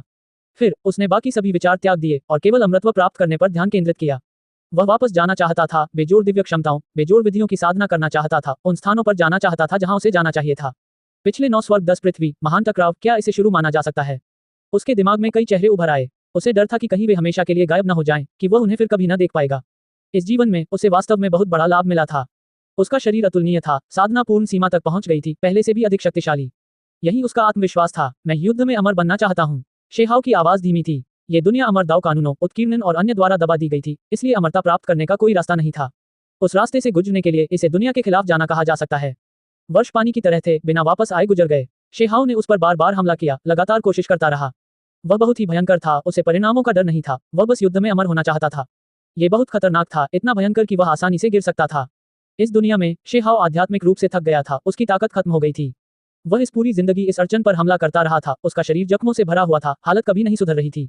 अगर उसकी नींव भयानक रूप से मजबूत न होती तो वह बहुत पहले ही मर चुका होता। ऐसा होने के बावजूद दबंग तरीकों ने उसे भयानक नुकसान पहुंचाया। जैसे जैसे साल बीतते गए उसकी जिंदगी लगभग खत्म होने वाली थी। समझना होगा कि इस जीवन में केवल 10,000 वर्ष ही बीते हैं। अपने पिछले जीवन की तुलना में वह अपनी सीमा तक पहुंचने से बहुत दूर है। कई दशकों के बाद शेहाओ अब और नहीं टिक सका। भले ही उसके शरीर से एक शक्तिशाली आभा निकल रही थी, लेकिन उसकी जीवन शक्ति सूख चुकी थी।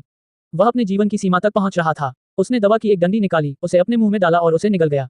यह एक अमर औषधि थी जिसे उसने चुना था। इस जीवन में उन्होंने केवल एक बार ही महान यात्रा की, जिसमें कई 100 वर्ष लग गए, और वह भी औषधि के इस डंठल को खोजने के लिए। इस क्षेत्र में इतने समय तक रहने के बाद वह स्वाभाविक रूप से जानता था कि किन स्थानों में महान अवसर हैं, जहां अमर औषधियां छिपी हो सकती हैं। सम्राट पतन के समय महान युद्ध से बची हुई अमर औषधि की एक डंडी उन्हें मिली थी। उस रात दिव्य प्रकाश आकाश में फैल गया। पिछली लंबी आयु की औषधि पहले से ही क्षीण हो चुकी थी, उसकी औषधीय प्रकृति अब दिव्य औषधि के डंठल के समान थी। ये शेहाओ को अमरता प्राप्त करने में मदद नहीं कर सका, ये केवल उसे एक और जीवन जीने में मदद कर सका। शेहाओ का तीसरा जीवन शुरू हुआ, अब वह 40,000 वर्ष से अधिक जीवित है। वह अमर उत्थान के लिए पूरी तरह से समर्पित थे। वह वापस जाना चाहता था, वह ऊपर उठना चाहता था, वह इस धर्मनिरपेक्ष क्षेत्र में एक अमर युद्ध बनना चाहता था। दुर्भाग्य से ये वास्तव में बहुत कठिन था। शेहाओ जैसा शक्तिशाली व्यक्ति 500 वर्ष की आयु तक पहुंचने से पहले ही वह सर्वोच्च व्यक्ति बन चुका था। 1000 वर्ष की आयु तक पहुंचने से पहले उसे सच्चे अमर लोगों द्वारा नश्वर दाओ डोमेन का सम्राट माना जाता था। फिर भी अब वह फंस चुका था। वह ये कदम नहीं उठा सका क्योंकि अमरता प्राप्त करने में वह असमर्थ था। इस तीसरे जीवन में शेहाओ 40,000 साल तक जीवित रहा। भले ही उसके हाथ में अमर औषधि का एक डंठल था जो काफी समय पहले ठीक से उगाया गया था, फिर भी यह उसके लिए बेकार था। अमर महान औषधि ने उसे एक अतिरिक्त जीवन जीने की अनुमति दी, लेकिन बस इतना ही। उसने दीर्घ जीवन औषधि के प्रभावों के प्रति सहनशीलता विकसित की। ये किसी भी प्राणी के लिए मामला था। वह औषधीय प्रभावों का उपयोग करके केवल एक बार ही अतिरिक्त जीवन प्राप्त कर सकता था। अंत में जब वह बहुत ही हताश था तो शेहाओ ने खून का आदान प्रदान करना शुरू कर दिया, अपनी हड्डियों को कठोर बनाया और अपनी अस्थि मज्जा को साफ किया, जिससे कीमती खून बदल गया। उसका सारा खून बह गया और वह सुंदर रोशनी में बदल गया। यह एक तरह का परिवर्तन था, कोई प्राकृतिक जैविक परिवर्तन नहीं, बल्कि एक ऐसा परिवर्तन जो बलपूर्वक प्रेरित किया गया था। सारा खून जल उठा, यहाँ तक कि उसकी त्वचा भी इस महान दाव अग्नि में प्रकाश में जल रही थी। असली फीनिक्स की चीखें आकाश में गूंज उठीं। उसने सच्ची फीनिक्स कीमती तकनीक को समझ लिया। इस कबीले की बेजोड़ विरासत पुनर्जन्म की विधि थी। उसने 40,000 साल तक इसका अध्ययन किया था। अब वह जीवन की तलाश कर रहा था। उसके पास केवल एक ही अवसर था। आग की लपटों में नहाते समय उसका सारा पुराना खून खत्म हो गया। एक भयंकर अमर पक्षी की चीख सुनाई दी। महान दाव गड़गड़ाहट की आवाज के साथ शेहाओ का शरीर तीव्रता से हिल गया। उसके अस्थि मज्जा में, उसके शरीर के भीतर नया खून बन रहा था। वह सफल हुआ और चौथा जीवन जिया। इस जीवन में उनका जीवन काल अत्यंत प्रचुर था, 50 से 60,000 वर्ष तक जीने में सक्षम। पिछले 3 लोगों के जीवन कालों को मिलाकर जब चौथा जीवन समाप्त हुआ तो शेहाओ पहले से ही 1,26,000 वर्षों से अधिक जीवित था। इस चौथे जीवन में अंतहीन 50,000 वर्षों के दौरान शेहाओ ने न केवल अमर उत्थान पर हमला करने की कोशिश करते हुए कटुतापूर्वक साधना की, बल्कि उसने सभी प्रकार की संरचनाओं को भी समझा। सम्राट पतन के युग में महान युद्ध अभी अभी समाप्त हुआ था। स्वाभाविक रूप से सभी प्रकार के अवशेष और खोई हुई विरासतें थी। शेहाओ ने गठन दाव पर सभी कीमती ग्रंथों को इकट्ठा किया। अंततः 50,000 वर्षों का उपयोग करने और उनका सावधानीपूर्वक अध्ययन करने के बाद उन्हें पहले से ही एक बेजोड़ गठन मास्टर माना जा सकता था। चौथे जीवन के समाप्त होने से पहले शेहाओ ने एक विश्व को चौंका देने वाली महान संरचना स्थापित की। असीम भूमि के सभी 9 प्राकृतिक भाग्य स्थान आपस में जुड़े हुए थे। भले ही वे लाखों करोड़ों ली से अलग हों, वे सभी उसकी संरचनाओं के माध्यम से एक साथ जुड़े हुए थे। उन्होंने एक अद्वितीय महान संरचना बनाई, स्वयं को संरचना की आंख में दफना दिया और 9 महान प्राकृतिक भाग्य भूमियों का सार प्राप्त किया। वह एक दिव्य अंडे की तरह था जिसे पोषित और बपतिस्मा दिया गया था। ये प्राकृतिक भाग्य के विभिन्न स्रोत थे। भले ही वे पूरे महान क्षेत्र में मौजूद सभी स्रोत नहीं थे, फिर भी यह स्वर्ग को चुनौती देने के लिए पर्याप्त था। शेहाओ ने इसका इस्तेमाल 5वां जीवन जीने के लिए किया, एक दिव्य कोर की तरह रूपांतरित हुआ। उसने अपनी पूरी मानव त्वचा को उतार दिया, एक के बाद एक अपने शरीर से पुरानी हड्डियों को बाहर निकाला और पुनर्जन्म लिया। विश्व के गहन रहस्यों का सावधानीपूर्वक अध्ययन किया गया, संरचनाओं के माध्यम से प्राकृतिक सार एकत्रित किया गया, जिससे पुनर्जन्म का अवसर उत्पन्न हुआ। फिर छठा जीवन था, 7वां जीवन था। शेहाओ ने जीवन जीने के लिए अपने सभी तरीकों का इस्तेमाल किया। अपने जीवन के अंतिम वर्षों में वे बार बार पुनर्जीवित होते रहे। ये बेहद मुश्किल था, लेकिन उन्होंने ये कर दिखाया। हर जीवन में उसकी आयु बहुत बढ़ जाती थी। इससे उसे आशा और दिशा देखने का मौका मिलता था। अमर उत्थान अत्यंत कठिन था, स्वर्ग और पृथ्वी बंद थे। यहाँ तक कि शेहाओ जैसे शक्तिशाली व्यक्ति के पास भी अब स्वर्ग को चुनौती देने का कोई रास्ता नहीं था। हालांकि जब वह एक के बाद एक जीवन जी रहा था तो यह शायद उसके बारे में सबसे ज्यादा स्वर्ग विरोधी बात थी। यह अमरता प्राप्त करने से भी ज्यादा भयानक था। अतीत में ऐसा कौन कर सकता था? एक महान युग में दूसरा जीवन जीने में सक्षम होना पहले से ही दयनीय रूप से कम था। भले ही कोई यह न कहे कि कोई भी ऐसा नहीं था जो तीसरा जीवन जी सकता था, यह ऐसी चीज थी जो केवल किंवदंतियों में दिखाई देती थी, जिसका संदर्भ के रूप में उपयोग करना असंभव था। शेहाओ पहले ही 7 जन्म जी चुका था। ऐसा कुछ था जो प्राचीन काल से पहले कभी नहीं हुआ था। एक ऐसा शक्तिशाली प्राणी जो आमतौर पर ऐसे वातावरण में होता है जहां अमर उत्थान संभव है, बहुत पहले ही ऐसा कर चुका होता है। उन्हें इतना संघर्ष करने की क्या जरूरत थी? जब शेहाओ 4 लाख साल का था तो उसने आखिरकार 8वां जीवन जिया। उसकी रक्त ऊर्जा बढ़ गई, यांग ऊर्जा प्रबल हो गई, उसकी जवानी वापस आ गई, वह अपने पूरे जीवन के शिखर पर खड़ा था। मुझे तथाकथित दुनिया की स्वीकृति की आवश्यकता नहीं है। अगर मैं ऐसे ही जीता रहा तो क्या मैं अमर दाव प्राणियों से कमजोर हो जाऊंगा? शेहाओ ने आकाश की ओर दहाड़ते हुए कहा। 8 जीवन संचय के बाद उनके दाव कौशल अब अकल्पनीय रूप से महान थे। कोई भी नश्वर दाव में उनका मुकाबला करने में सक्षम नहीं था। शायद ये कहा जा सकता है कि वह पहले से ही एक अलग स्तर पर प्रवेश कर चुका है। यदि कोई सच्चा अमर उसके विरुद्ध हथियार उठाता तो वह उनका सामना करने का साहस करता। मूल रूप से वह पहले से ही नश्वर दाव के पूर्ण शिखर पर खड़ा था। अब जब उसके पास संचय की 8 दुनियाएं थी तो यह अकल्पनीय था। उसके दाव कौशल वास्तव में अभी भी आगे बढ़ रहे थे, ये बस अकल्पनीय था। यदि कोई अभी भी शेहाओ के साधना स्तर का वर्णन करने के लिए सर्वोच्च सत्ता का उपयोग करना चाहता है तो ये पहले से ही पर्याप्त नहीं है। यहाँ तक कि सम्राट की उपाधि के साथ भी जो सच्चे अमर लोग उसका वर्णन करने के लिए इस्तेमाल करते थे, इसमें अभी भी कुछ कमी लगती थी। ये बात उनके 8वें जीवन में विशेष रूप से सच थी। उनकी जीवन अवधि बहुत लंबी थी। इस जीवन में जब वे 90,000 साल से ज्यादा जी रहे थे तब भी वे अपने स्वर्णिम युग में थे, बुढ़ापे से नहीं मर रहे थे। इस बीच अभी उनके 8 जीवन को मिलाकर ये पहले से ही 4,90,000 साल था। इसके अलावा इस 8वें जीवन में उनकी दिव्य जागरूकता और अधिक तीव्र हो गई तथा चौंकाने वाली जानकारी प्राप्त करने लगी। उन्होंने समय की महान नदी को एक से अधिक बार देखा, उसका उत्थान और पतन देखा। इसके अलावा उन्होंने ऐसे विशेषज्ञों को भी देखा जो एक के बाद एक दूर तक देख रहे थे, या तो अतीत की ओर देख रहे थे या अंतहीन समय को नजरअंदाज कर रहे थे। ये वही है। एक दिन उसने खुद एक स्वर्गीय सींग वाली चींटी को खून से लथपथ देखा। समय की अंतहीन नदी में उन्होंने एक दूसरे को देखा। शेहाव दंग रह गया। उस छोटी सी स्वर्गीय सींग वाली चींटी का पिता 10 शातिर लोगों में से एक था। उसे वह समय याद आया जब उसने स्वर्गीय देवता संस्थान के भूमिगत महल को खोला था। पहली बार उसने स्वर्गीय सींग वाली चींटी के निशान देखे थे। उसने कहा कि अनगिनत साल पहले उसे ऐसा लगा था जैसे उसने शीहाव को देखा हो। अब शीहाव ने एक हल्की आह भरी, जिससे उसे स्पष्ट समझ आ गया।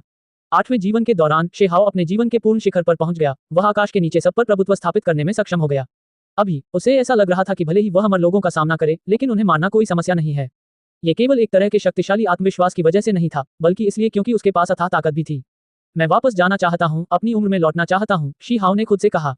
उसने अपना रास्ता खुद ही खोज लिया। उसे इस दुनिया की मान्यता की जरूरत नहीं थी। वह ऐसे ही दुनिया के खिलाफ चला गया, जीता रहा। देर सवेर वह अमर हो जाएगा। उसे इस बात की चिंता थी कि कहीं यह महान संघर्ष शुरू तो नहीं हो गया, या फिर जिन लोगों को वह पहचानता था वे समय बीतने के साथ ही मर तो नहीं गए। विभिन्न महान युग, विभिन्न विश्व, अलग अलग समय, ये कहना कठिन था कि वास्तव में क्या घटित होगा। अवतार परिवर्तन महान विधि। शेहाव ने इसे फिर से संचालित किया, महान तरीकों का पता लगाया। वह यहाँ आने में सक्षम था, इसका कारण इसी से संबंधित था, उस पत्थर के कमरे से संबंधित था। इतने सालों के बाद भी वह अभी भी समय समय पर इसकी जांच करता रहता था। अचानक उसे कुछ अजीब सा महसूस हुआ। दुनिया बदल रही है, क्या मैं वापस जा सकता हूँ? अध्याय 1906 वापसी। एक रहस्यमय आभा फैली हुई थी। शेहाव वहां खड़ा था, 1 लाख साल से एकांत में रह रहा था। क्या वह सचमुच यहाँ से जा सकता था? शून्य विकृत था, इधर उधर मुड़ रहा था। उसने एक पत्थर का कमरा देखा जो दूर नहीं था, थोड़ा धुंधला। वह देख सकता था कि यह वही पत्थर का कमरा होना चाहिए जिसमें वह पहले गया था। उस खुरदरी पत्थर की दीवार से खून की एक बूंद नीचे सरक रही थी, ठीक वही प्राचीन खून की रहस्यमयी बूंद। अवतार परिवर्तन महान विधि, ये सब के बाद गहरा और रहस्यमय था। क्या सभी युगों में परिवर्तन हुआ था, या उसने सिर्फ एक महान सपना देखा था? शेहाव के लिए यह कहना कठिन था और स्पष्ट रूप से निर्धारित करना थोड़ा कठिन था। वह आगे बढ़ा, लेकिन जब वह पास पहुंचा तो उसने देखा कि पत्थर का कमरा टेढ़ा हो गया था। वहां एक और रास्ता था। यह रास्ता दरअसल एक कब्र की ओर जाता था। वह किस प्रकार का स्थान था? शेहाव चौंक गया। पत्थर के कमरे के बगल में गहरे लाल रंग की कब्रें थीं, एक के बाद एक ऊंची ऊंची, पूरी तरह से अज्ञात कि किस तरह के जीव नीचे दफन थे। अवतार परिवर्तन, मैं एक दिन वापस आऊंगा। शेहाव इस ध्वनि को स्पष्ट रूप से पहचान सकता था, जो सम्राट पतन की भूमि में गूंज रही थी। ये ध्वनि कुछ ही दूरी पर स्थित स्पष्ट पत्थर के कमरे में गूंज रही थी, और उसी तरह धुंधले कब्रिस्तान में भी गूंज रही थी। जब शेहाव वापस लौटने के रास्ते पर आगे बढ़ा तो उसे लगा कि उसके अंदर कुछ हिल रहा है, जो अवर्णनीय रूप से हिल रहा है। उसने इस कब्रिस्तान की ओर देखा। समय के टुकड़े नाच रहे थे, समय पानी की तरह बह रहा था। यहाँ बहुरंगी रोशनी चकाचौंध कर रही थी, प्रकाश की वर्षा केंद्रित थी, अत्यंत रहस्यमय, पूरे कब्रिस्तान को घेरे हुए। ऐसा लगता है कि यह मरे हुए शूरवीरों का निवास स्थान है, थोड़ा परिचित लगता है। जैसा कि शीहाव ने जारी रखा, उसने धीरे से खुद से कहा, हान। अचानक उसने एक संदूक देखा जो धातु, पत्थर या लकड़ी से नहीं बना था, बल्कि एक विशेष सामग्री से बना था। उसमें से 9 रंगों की चमक निकल रही थी, जो इतनी चकाचौंध कर रही थी कि आसमान की चमक भी गायब हो गई। मूल प्राचीन कलाकृति। शेहाव की पुतलियां सिकुड़ गईं। उसने ये चीज पहले भी देखी थी। जब वह सैनजांग और शेनमिंग के साथ अंधेरे की खाई में गया था तो उसने ये संदूक देखा था। इससे निकली चमक 9 रंगों वाली थी, चमक दैदीप्यमान थी। शेहाव आगे बढ़ा। जब वह वास्तव में इस जगह में दाखिल हुआ तो सब कुछ बदल गया, सब कुछ गायब हो गया। स्वर्ग और पृथ्वी शांत हो गए, इस स्थान में कोई ध्वनि नहीं रही। प्राचीन कब्र गायब हो गई, मूल प्राचीन कलाकृति भी बिना किसी निशान के गायब हो गई। ये कहाँ था? शेहाव ने देखा, उसे ऐसा लग रहा था जैसे ये बहुत परिचित है। फिर उसका शरीर कांप उठा, उसकी पुतलियां चौड़ी हो गईं, उसे पूरा विश्वास नहीं हुआ। वह वास्तव में इस जगह पर आया था। वह अमर क्षेत्र में नहीं था, वह पहले भी यहाँ आया था। यह उजाड़ सीमा के बाहर एक जगह थी, जो प्राचीन दफन क्षेत्र की एक शाखा थी। उस समय एक महिला मरे हुए शूरवीर उसके साथ यहाँ आई थी। वह स्थान जहाँ सड़ा हुआ लकड़ी का संदूक पहली बार दिखाई दिया था, पास ही था। इस बीच ये स्थान मरे हुए शूरवीरों की 3 महान बलिदानपूर्ण पवित्र भूमियों में से एक था। शेहाव बाहर चला गया, उजाड़ सीमा की आभा को महसूस करते हुए। कोई गलती नहीं थी, वह रहस्यमय तरीके से अमर डोमेन से निकल गया। वापस लौटते हुए सीधे 9 स्वर्ग 10 पृथ्वी के बाहर उजाड़ सीमा में पहुंचा। उसी क्षण उसे कुछ महसूस हुआ। जमीन के नीचे शक्तिशाली हड्डियां थीं, लेकिन साथ ही इससे उसका दिल थोड़ा कांप उठा, जिससे एक प्रतिक्रिया उत्पन्न हुई। मेरी हड्डियां। उन्हें ये बात अकल्पनीय लगी, इस पर विश्वास करना कठिन था। पिंग, धरती और पत्थर चारों तरफ से उछले, जिससे कुछ टूटी हुई हड्डियां बाहर निकल आईं। तब उसे समझ में आया, 8 जन्मों, पिछले पुनर्जन्म, दैवीय मूल परिवर्तनों को चुनौती देकर और जीकर। इनमें से कई बार ऐसा हुआ जब उन्होंने अपनी पुरानी हड्डियां तोड़ दी, ऐसी टूटी हुई हड्डियां जिन्हें उन्होंने स्वयं दफना दिया था। वह लौट आया, लेकिन वे हड्डियां जमीन के नीचे दबी हुई थीं। वे वास्तव में यही थीं, इस महान धरती के नीचे। उसे याद आया कि जब वह महिला मरे हुए शूरवीर के साथ आई थी तो उसने पहले एक अजीब सपना देखा था। उस पल उसे शरीर से बाहर का अनुभव हुआ, जैसे कि उसकी आत्मा तितलियों में बदल गई हो। उस समय महिला मरे हुए शूरवीर ने कहा था कि वह पहले से ही मर चुका है, उसकी हड्डियां शायद यहाँ दफन है। वह एक अविनाशी इच्छा है जो आदिम आत्मा तितलियों में बदल गई है, जो दुनिया भर में घूम रही है। अमर क्षेत्र, प्राचीन गुफा, पत्थर के कमरे के बाहर। प्रतिबंधित क्षेत्र के स्वामी, क्रिस्टल खोपड़ी और अन्य लोग वर्तमान में पत्थर की दीवार को घूर रहे थे। अंत में वे दंग रह गए। दृश्य बंद हो गए। जिस अंतिम स्थान की ओर उन्होंने इशारा किया वह एक दफन क्षेत्र था।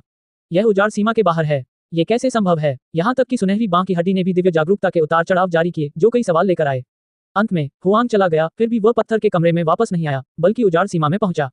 खुरदरी पत्थर की दीवार पर सिर्फ शेहाव की दिशा दर्ज थी। आखिरी हिस्सा उस महान युग से संबंधित नहीं था, इसलिए उसमें कोई रिकॉर्डिंग नहीं थी। ये सचमुच अजीब है, बहुत अजीब। खून बहता नेत्रगोलक दिव्य इच्छा के उतार चढ़ाव को जारी करता है। ये सचमुच अजीब था, कुछ चीजें तो बहुत भयावह थीं। उन्होंने एक साथ उस खून की बूंद को देखा जो खुरदरी पत्थर की दीवार पर चिपकी हुई थी। प्रतिबंधित क्षेत्र के स्वामी ने कहा, यह सब निश्चित रूप से इसी बात से संबंधित है। पत्थर का कमरा शांत हो गया। सारी कच्ची रिकॉर्डिंग गायब हो गई, पूरी तरह से गायब हो गई। अंत में खून की यह बूंद भी पत्थर की दीवार द्वारा अवशोषित कर ली गई। भौंको, छोटा कुत्ता भौंका। ये पत्थर का कमरा भी बिना किसी उतार चढ़ाव के, बिना किसी प्रतिक्रिया के शांत हो गया। यहाँ तक कि उमड़ती हुई अराजक ऊर्जा भी कम हो गई, लगभग सूखने ही वाली थी। उजाड़ सीमा। शेहाओ आगे बढ़ा, हर कदम पर वह निराश दिख रहा था। उसकी जादुई शक्ति दुनिया को चौंका देने वाली थी, दाव कौशल अतुलनीय था।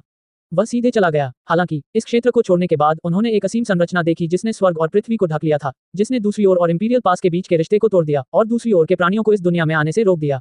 यहाँ तक कि यह क्षेत्र भी प्रभावित हुआ था। संरचनाओं ने उसे उस स्थान से अलग कर दिया था। वह दूर से इंपीरियल दर्रा देख सकता था, लेकिन वहां वापस लौटना मुश्किल था। अतीत में अंतिम युद्ध के बाद स्वर्ग रसातल में उछाल आया, अंतहीन दाव कानून उतरे। एक बेजोड़ दाव कानून महान गठन उतरा, हमेशा के लिए उजाड़ सीमा से बाहर के रास्तों को सील कर दिया, दूसरे पक्ष को आक्रमण करने से रोक दिया। मूलतः यह उन्हें 500 वर्षों तक रोक सकता था, लेकिन इसे पहले ही अंतहीन समय के लिए समर्थन दिया जा चुका था। यदि कोई अप्रत्याशित घटना नहीं घटी तो कोई महान युग भी इस स्थान की मुहर को तोड़ नहीं सकेगा। बेशक वह सबसे आदर्श स्थिति थी। जब से अंधेरे के जीवों ने आक्रमण किया है, शेहाओ को लगा कि यह क्षेत्र संभवतः एक शाश्वत मुहर के रूप में काम नहीं कर सकता। अनलान, स्कारलेट किंग, शुतुओ, बुशुंग और अन्य, वे एक दिन उनका वध करके वापस आ जाएंगे। शेहाओ की आंखें लगातार चमक रही थीं। वह इस क्षेत्र की जांच कर रहा था, वापस जाने का रास्ता खोज रहा था। सौभाग्यवश इस बेजोड़ संरचना ने उस रास्ते को काट दिया जो दूसरी ओर से इंपीरियल दर्रे तक पहुंचने के लिए लिया गया था। यह क्षेत्र सिर्फ प्रभावित हुआ था, हालांकि यह कवर था, लेकिन पूरी तरह कटा हुआ नहीं था। उस दूसरी दुनिया में उसने सैकड़ों हजारों सालों तक कठोर साधना की, महान संरचनाओं में निपुणता प्राप्त की, इसलिए उसका ज्ञान महान था, महान ऊंचाइयों तक पहुंच गया। यह उसके दाव कौशल से भी अधिक तेजी से आगे बढ़ा। सैकड़ों हजारों वर्षों के बाद शेहाओ ने पहले से ही एक अद्वितीय डिग्री तक संरचनाओं का अनुमान लगा लिया है। कई दशकों बाद उसने अपना अनुमान लगाना बंद कर दिया, क्योंकि उसे एक कठिन रास्ता मिल गया था। वह हर कदम के बाद रुकता था, धीरे धीरे बाहर निकलता हुआ इंपीरियल दर्रे की ओर बढ़ रहा था। अच्छा है, यह मुख्य रास्ता नहीं है जिसे बंद कर दिया गया था, शेहाओ ने आह भरते हुए कहा, अन्यथा वह शायद ही वापस लौट पाता। हुआंग, वह दर्रे से कब निकला? जब वह इंपीरियल दर्रे के नीचे पहुंचा तो शेहाओ चिल्लाया। जब उसने अंदर जाने के लिए रास्ता उधार लेना चाहा तो महान शहर की रखवाली करने वाले जीव चौंक गए। उन्हें वाकई बहुत मेहनत करनी पड़ी। कई दशकों तक बार बार यह पुष्टि करने के बाद कि यह वास्तव में वही है, उसे शहर में प्रवेश करने की अनुमति दी गई। अभी कौन सा साल है? वापस आकर शी हाओ ने तुरंत ये पूछा। शहर के विशेषज्ञ तुरंत हैरान हो गए। हुआंग के साथ क्या हो रहा है? जब उन्हें पता चला कि वर्ष नहीं बदले हैं, कि उन्होंने इस महान युग को नहीं खोया है, तो शी हाओ ने राहत की सांस ली और पूरी तरह से आराम महसूस किया।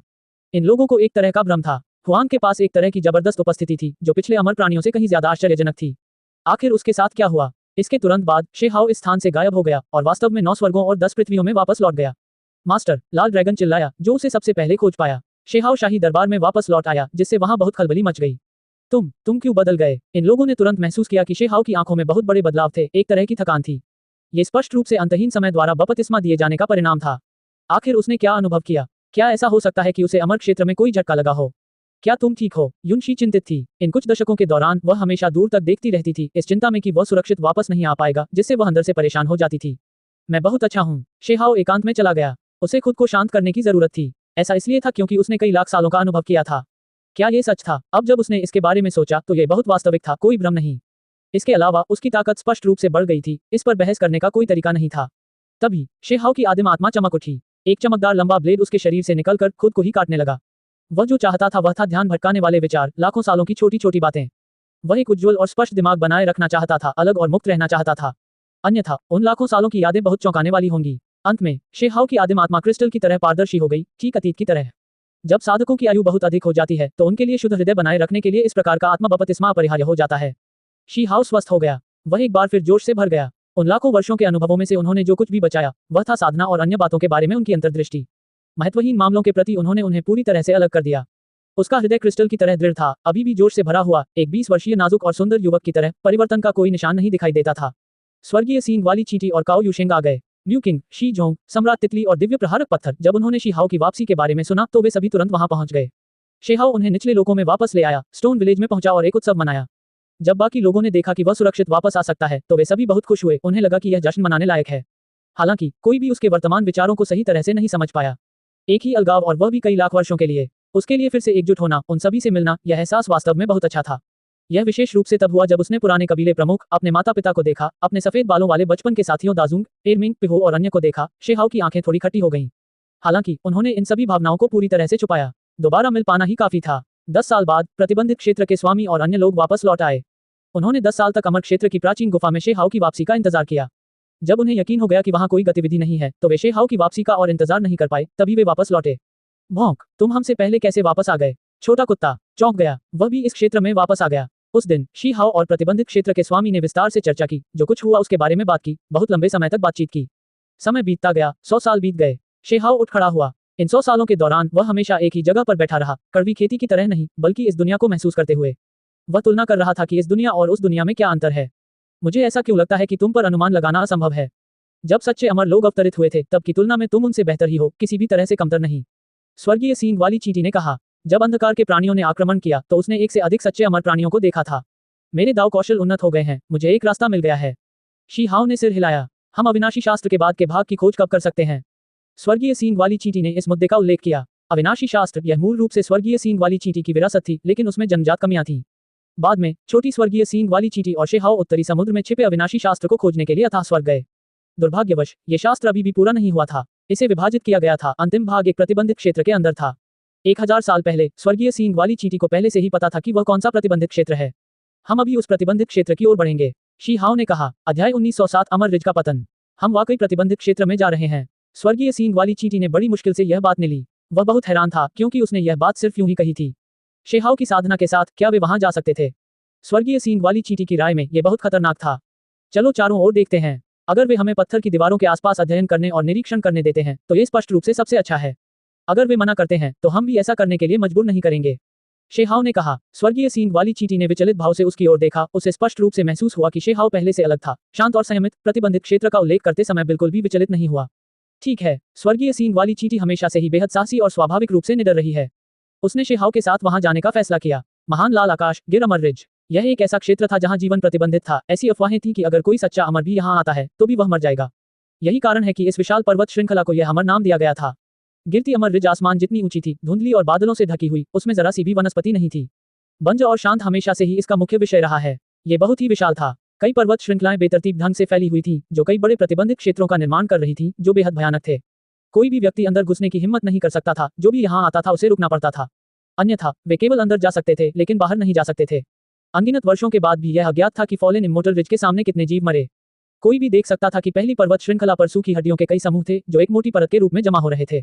शेहाओ और स्वर्गीय सींग वाली चींटी आ गई। वे आसमान में बहुत ऊपर खड़े थे, इस गिरे हुए अमर रिज शिखर के समान स्तर पर। उनके चेहरे पर गंभीरता थी, क्योंकि वे इस जगह का निरीक्षण कर रहे थे। पहाड़ों के बीच के इलाके में अमर ऊर्जा भरी हुई थी। उस इलाके में अमर धुंध छाई हुई थी। कई हरे भरे इलाकों से जीवन शक्ति निकल रही थी। कोई भी व्यक्ति अमर औषधि की खुशबू को धीरे धीरे महसूस कर सकता था। ये वे स्थान थे जहां प्रतिबंधित क्षेत्र के जीव निवास करते थे। स्वर्गीय सींग वाली चींटी एक दर्शक की इच्छा रखती है, जो गिरे हुए अमर रिज के वरिष्ठों से मिलने जाती है। स्वर्गीय सींग वाली चींटी ने बहुत विनम्रता से बात की। उसकी आवाज कुछ धीमी थी, ताकि कुछ सोए हुए लोगों को परेशान न किया जा सके। उनका मानना था कि निश्चित रूप से ऐसे लोग हैं जो इन दिनों जाग रहे हैं। यह एक खेती रहित युग था। महान संघर्ष आने वाला था। किस कबीले ने सतर्क न रहने की हिम्मत की? निश्चित रूप से जब वह बोल रहा था, तो विशाल फॉलेन इमॉर्टल रिज के भीतर से कोई व्यक्ति अत्यंत भयानक आभा लेकर बाहर आया। धूसर धुंध छा गई। ये प्राणी आसमान में ऊपर आया। दूर से शेहाओ और स्वर्गीय सींग वाली चींटी को देख रहा था। वह मानव रूप में था। उसकी आंखें ठंडी थी। उसमें भावना का जरा भी अंश नहीं था। वह एक शब्द भी नहीं बोला, बस उन दोनों को ऐसे ही देखता रहा। तभी दो युवा जीव प्रकट हुए। वे वर्तमान दुनिया के साधक होने चाहिए, न कि प्राचीन काल से सोए हुए प्राचीन राक्षस। वे उस भयानक व्यक्ति के बगल में प्रकट हुए, एक बाईं ओर एक दाईं ओर। आप कौन हैं? युवाओं में से एक ने शेहाओ की ओर देखते हुए ठंडे स्वर में पूछा। हुआंग, मैं दाओ मित्रों को अपना सम्मान अर्पित करता हूँ। शेहाओ ने उत्तर दिया। ये तुम हो? तुम यहाँ किस लिए आए हो? उस व्यक्ति ने चिल्लाकर कहा। स्वर्गीय सींग वाली चींटी ने भौहें सिकोड़ी। उसे भी उस नौजवान की दुश्मनी का एहसास हो गया था। उसे पता था कि यह यात्रा संभवतः असफल ही होगी, शायद मुसीबत भी खड़ी कर सकती है। निश्चय ही प्रतिबंधित क्षेत्र भयावह था। ऐसा स्थान नहीं जहां आसानी से पहुंचा जा सके। हम अविनाशी शास्त्र के लिए आए हैं। शेहाओ अत्यंत शांत था, नश्वरता की ज्वाला से दूषित नहीं था, मानो वह सामान्य रूप से बातचीत कर रहा हो। तुम्हारी हिम्मत अब भी यहाँ आने की है। सपने देखते रहो। दोनों युवकों की शत्रुता प्रबल थी। उनकी आंखें ठंडी थी, तथा उनके भीतर हत्या की मंशा छिपी हुई थी। स्वर्गीय सींग वाली चींटी हैरान रह गई। उनका इस प्रतिबंधित क्षेत्र से कोई संबंध नहीं था। फिर ये दोनों ऐसे क्यों थे? मुझे नहीं लगता कि मैंने आप सभी को ठेस पहुंचाने वाला कुछ भी किया है। शेहाओ ने कहा। 1000 साल पहले एक सच्चा अमर तुम्हें ढूंढने के लिए निकला था, लेकिन अंत में वह कभी वापस नहीं आया। एक युवा प्राणी ने ठंडे स्वर में कहा। बीच में मौजूद भयानक विशेषज्ञ ने भी इस समय जादुई शक्ति में उतार चढ़ाव जारी किया। धूसर धुंध घनी हो गई, बाहर की ओर फैल गई, जिससे अमर दाव शक्ति के धागे निकल रहे थे।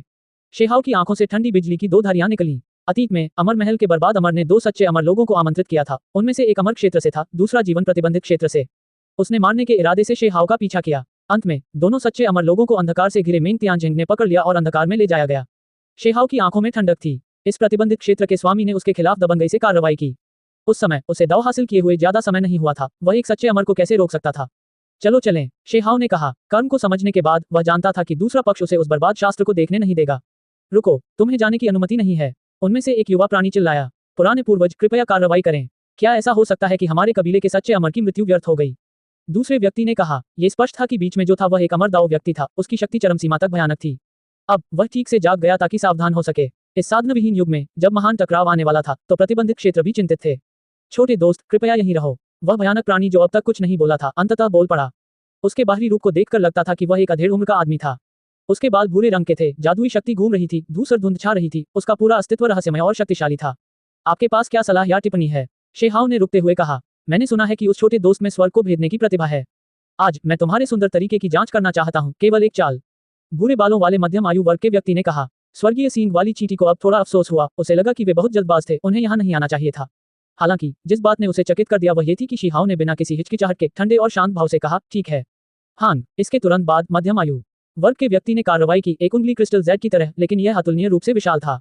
ऐसा लग रहा था जैसे स्वर्ग का एक सहायक स्तंभ नीचे उतरा, अमर दाव आभा लेकर शेहाओ की ओर कुचल रहा था। सच्ची अमर की उंगली। इस प्रकार की शक्ति यदि किसी सर्वोच्च प्राणी पर आक्रमण करती तो वह उसे सीधे दबाने और मार डालने के लिए पर्याप्त थी। किसी को भी यह उम्मीद नहीं थी कि शेहाओ बचकर भागेगा या चकमा देगा, नहीं उसने अपनी अनंत अमर तलवार निकाली, बल्कि अपनी उंगली भी चमका दी। पेंग, शून्य कांप उठा, दोनों उंगलियां आपस में टकराईं, महान दाव बाहर की ओर लहराने लगा, जो अत्यंत भयावह था। अंत में तथाकथित दाव कानून उन दोनों के बीच बिखर गए, तथा दूसरों पर इसका कोई प्रभाव नहीं पड़ा। भूरे बालों वाला अधेड़ व्यक्ति तुरंत दंग रह गया, उसकी आंखें चमक से भर गई, वह पूरी तरह अविश्वास में शेहाओ को घूर रहा था। वह एक सच्चा अमर था, क्या ऐसा हो सकता है कि वह एक नश्वर दाव साधक को भी वश में न कर सके?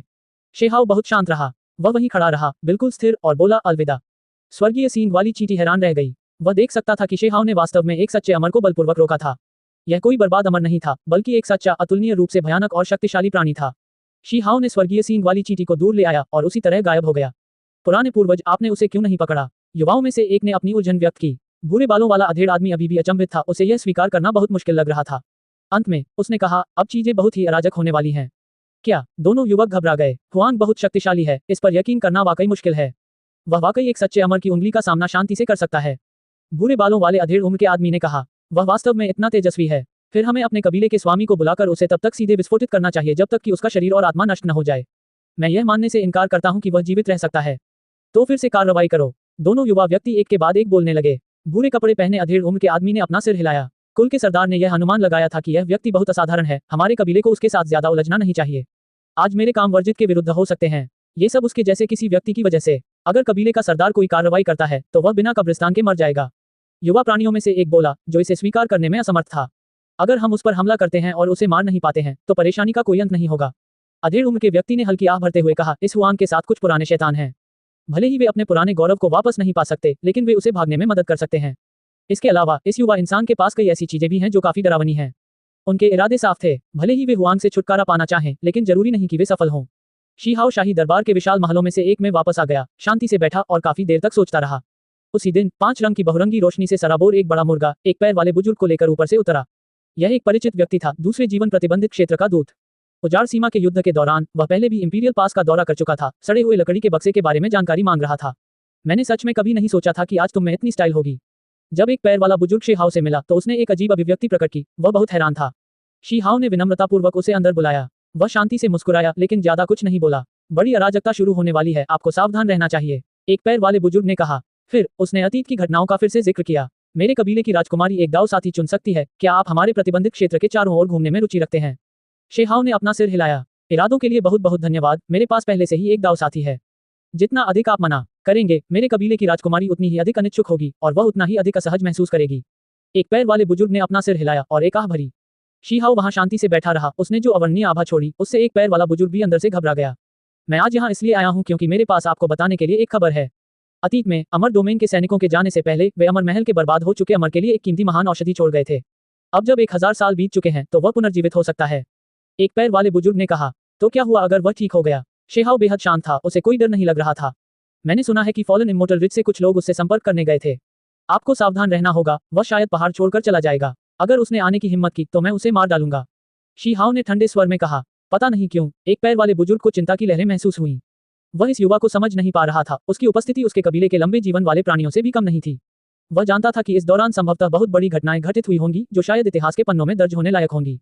अध्याय 1908 पत्थर का गांव अभी भी है, लेकिन लोग नहीं हैं। एक पैर वाला बुजुर्ग चला गया। ये स्पष्ट रूप से इस प्रतिबंधित क्षेत्र से सद्भावना की अभिव्यक्ति थी, जो शेहाव को चेतावनी दे रही थी कि वहां एक सच्चा अमर हो सकता है जो उसके खिलाफ कार्रवाई करेगा। साल लंबे और खींचे हुए थे। शेहाव शाही दरबार में रहा, कई सौ साल एक झटके में बीत गए, फिर भी कुछ नहीं हुआ। तथाकथित बर्बाद अमर पुनर्जीवित हो गया, लेकिन जल्दी नहीं हुआ। उस समय शेहाव की उम्र 1800 साल थी, लेकिन उसके चेहरे पर उम्र का जरा भी निशान नहीं था। वह अभी भी जवान था, उसकी आंखें साफ थीं। उनकी साधना अधिकाधिक गहरी और अथाह होती गई। प्रतिबंधित क्षेत्र के स्वामी के अलावा किसी को नहीं पता था कि क्या हुआ था। उसने जो समय बिताया वह बहुत लंबा था, इतना भयानक कि अगर वह महज एक सपना नहीं था तो वह पहले ही 8 जन्म जी चुका था, लाखों साल जी चुका था। इसके अलावा उसका 8वां जन्म भी 90,000 साल पार कर चुका था। ये बहुत प्राचीन और भयावह समय था। किसी और को नहीं पता था, म्यूकिंग, क्रिम्सन ड्रैगन और अन्य को कोई जानकारी नहीं थी। शेहाव ने उन्हें इस भयानक अनुभव के बारे में नहीं बताया, जिससे उनके दाव-दिल अस्थिर होने से बच गए। शेहाव को महसूस हो रहा था कि समय के लिए उसके शरीर पर अपने निशान छोड़ना मुश्किल हो गया है। इस 8वें जीवन ने उसे एक अवर्णनीय प्रकार की शक्ति प्रदान की थी। विशाल हॉल में शेहाव की हथेलियों ने निशान बनाए। शून्य से अनंत सार ऊर्जा एकत्रित हुई। उसके शरीर के पार्श्व में शुभ बहुरंगी प्रकाश उमड़ पड़ा, अमर धुंध बाहर निकल आई। स्वर्ग और पृथ्वी का सार तरल बनने के बिंदु तक गाढ़ा था। आना, शेहाव ने एक छोटी सी चीख मारी। उसकी हथेलियां चमक उठी, स्वर्ग और पृथ्वी का सहज सार ग्रहण कर लिया। विंग, पूरा विशाल महल स्वर्ग तक पहुंचने वाली दिव्य रोशनी से भर गया। दुनिया में तेजी से उछाल आया। इस जगह का दृश्य असाधारण था। सभी पौधे पागलों की तरह बढ़ रहे थे, मानो मुरझाए पेड़ों पर वसंत आ गया हो, बीज अंकुरित हो रहे हों। यहाँ तक कि दूर दूर तक फैली ऊंची बर्फीली चोटियों पर भी सभी प्रकार के पौधे बर्फ और हिम के बीच से अपना रास्ता बनाते हुए खिल रहे थे और प्रचुर जीवन ऊर्जा छोड़ रहे थे। उसी समय शाही दरबार में हर कोई सार ऊर्जा से घिरा हुआ था। साधना के बिना भी प्राकृतिक नियम और सार उन्हें घेरे हुए थे, स्वचालित रूप से अवशोषित हो गए। ये है। उन्होंने अपना सिर उठाया, शेहाव की ओर देखा जो पहले से ही हवा में खड़ा था। वह वर्तमान में स्वर्ग और पृथ्वी के बीच बिखरे हुए आधारभूत सार को नीचे की ओर ले जा रहा था। चारों ओर चमकदार दिव्य तरल पदार्थ प्रकट हुआ, जो अमर पदार्थ की आभा के साथ बह रहा था। ये दिव्य मूल तरल है। जूलिन चिंतित था। उन्होंने इस प्रकार की सामग्री को पहचाना। शेहाव ने पहले अमर डोमेन से कुछ मूल पत्थर निकाले थे जो खेती की अनुमति देते थे। दुर्भाग्यवश इसमें कुछ खास नहीं था। ऐसा इसलिए था क्योंकि जब उसने पहले एओचेंग अमर राजा के हमले का सामना किया था तो इस खजाने की बड़ी मात्रा टुकड़ों में फट गई थी, सार ऊर्जा में बदल गई थी, इस प्रकार बिखर गई थी, केवल एक छोटी राशि पीछे रह गई थी। अब शेहाव वर्तमान में इस प्रकार की चीज को स्वयं परिष्कृत कर रहा था, स्वयं इसका निर्माण कर रहा था। अतीत में किसी ने भी इस तरह की बात नहीं की। हालांकि विभिन्न दीर्घायु कुलों ने इसे कुछ दिव्य औषधियों और अन्य चीजों में डालने, कुछ अमर पदार्थों को परिष्कृत करने के लिए हर संभव तरीका आजमाया। फिर उन्होंने स्वर्ग और पृथ्वी का सार निकाला, इसे तरल में बदल दिया, सब कुछ एक साथ मिलाया और उसके बाद ही यह संभव हो सका। हालांकि अब ये पूरी तरह से अलग था। शेहाव ने सीधे दुनिया के स्रोत को बाहर निकाला। इस तरल पदार्थ में स्वाभाविक रूप से कुछ अमर पदार्थ मौजूद थे। सबसे चौंकाने वाली बात यह थी कि ये दिव्य मूल द्रव शरीर को सील कर सकता था। जब इसे इसके अंदर लपेटा जाता तो वे निष्क्रिय हो जाते, समय की जंग अब उनके शरीर और मन को नष्ट नहीं कर पाती। यह प्राकृतिक भाग्य है। ये जीवन तत्व है जो मरने वालों को सील करने में सक्षम है। म्यूकिंग, शी जोंग और अन्य लोग अत्यंत उत्साहित होकर चिल्लाने लगे। उन्होंने व्यक्तिगत रूप से इसका प्रयास किया। दिव्य मूल द्रव में बंद होने पर उनकी जीवन शक्ति चिरस्थायी हो गई, अब उसमें जंग नहीं लगी। समय के प्रभाव उनके पीछे से गुजरते प्रतीत हुए। दिव्य मूल द्रव को संरक्षित करना आसान नहीं था, ये जल्दी ही जम जाता था। केवल शेहाव ही किसी भी समय सार निकाल सकता था, स्वर्ग और पृथ्वी के स्रोत को प्राप्त कर सकता था, इस प्रकार का पदार्थ बना सकता था। शाही दरबार में कोई और ऐसा नहीं कर सकता था। संघनित दिव्य मूल द्रव साधना के लिए अत्यंत लाभकारी था, इसमें अशुद्धता का कोई अंश नहीं था। आधारभूत सार ऊर्जा में उछाल आया, जो सभी के शरीर में समाहित हो गई। म्यूकिंग, क्रिम्सन ड्रैगन और अन्य लोग जानते थे कि शेहाव ने इस तरह की चीजों को क्यों परिष्कृत किया।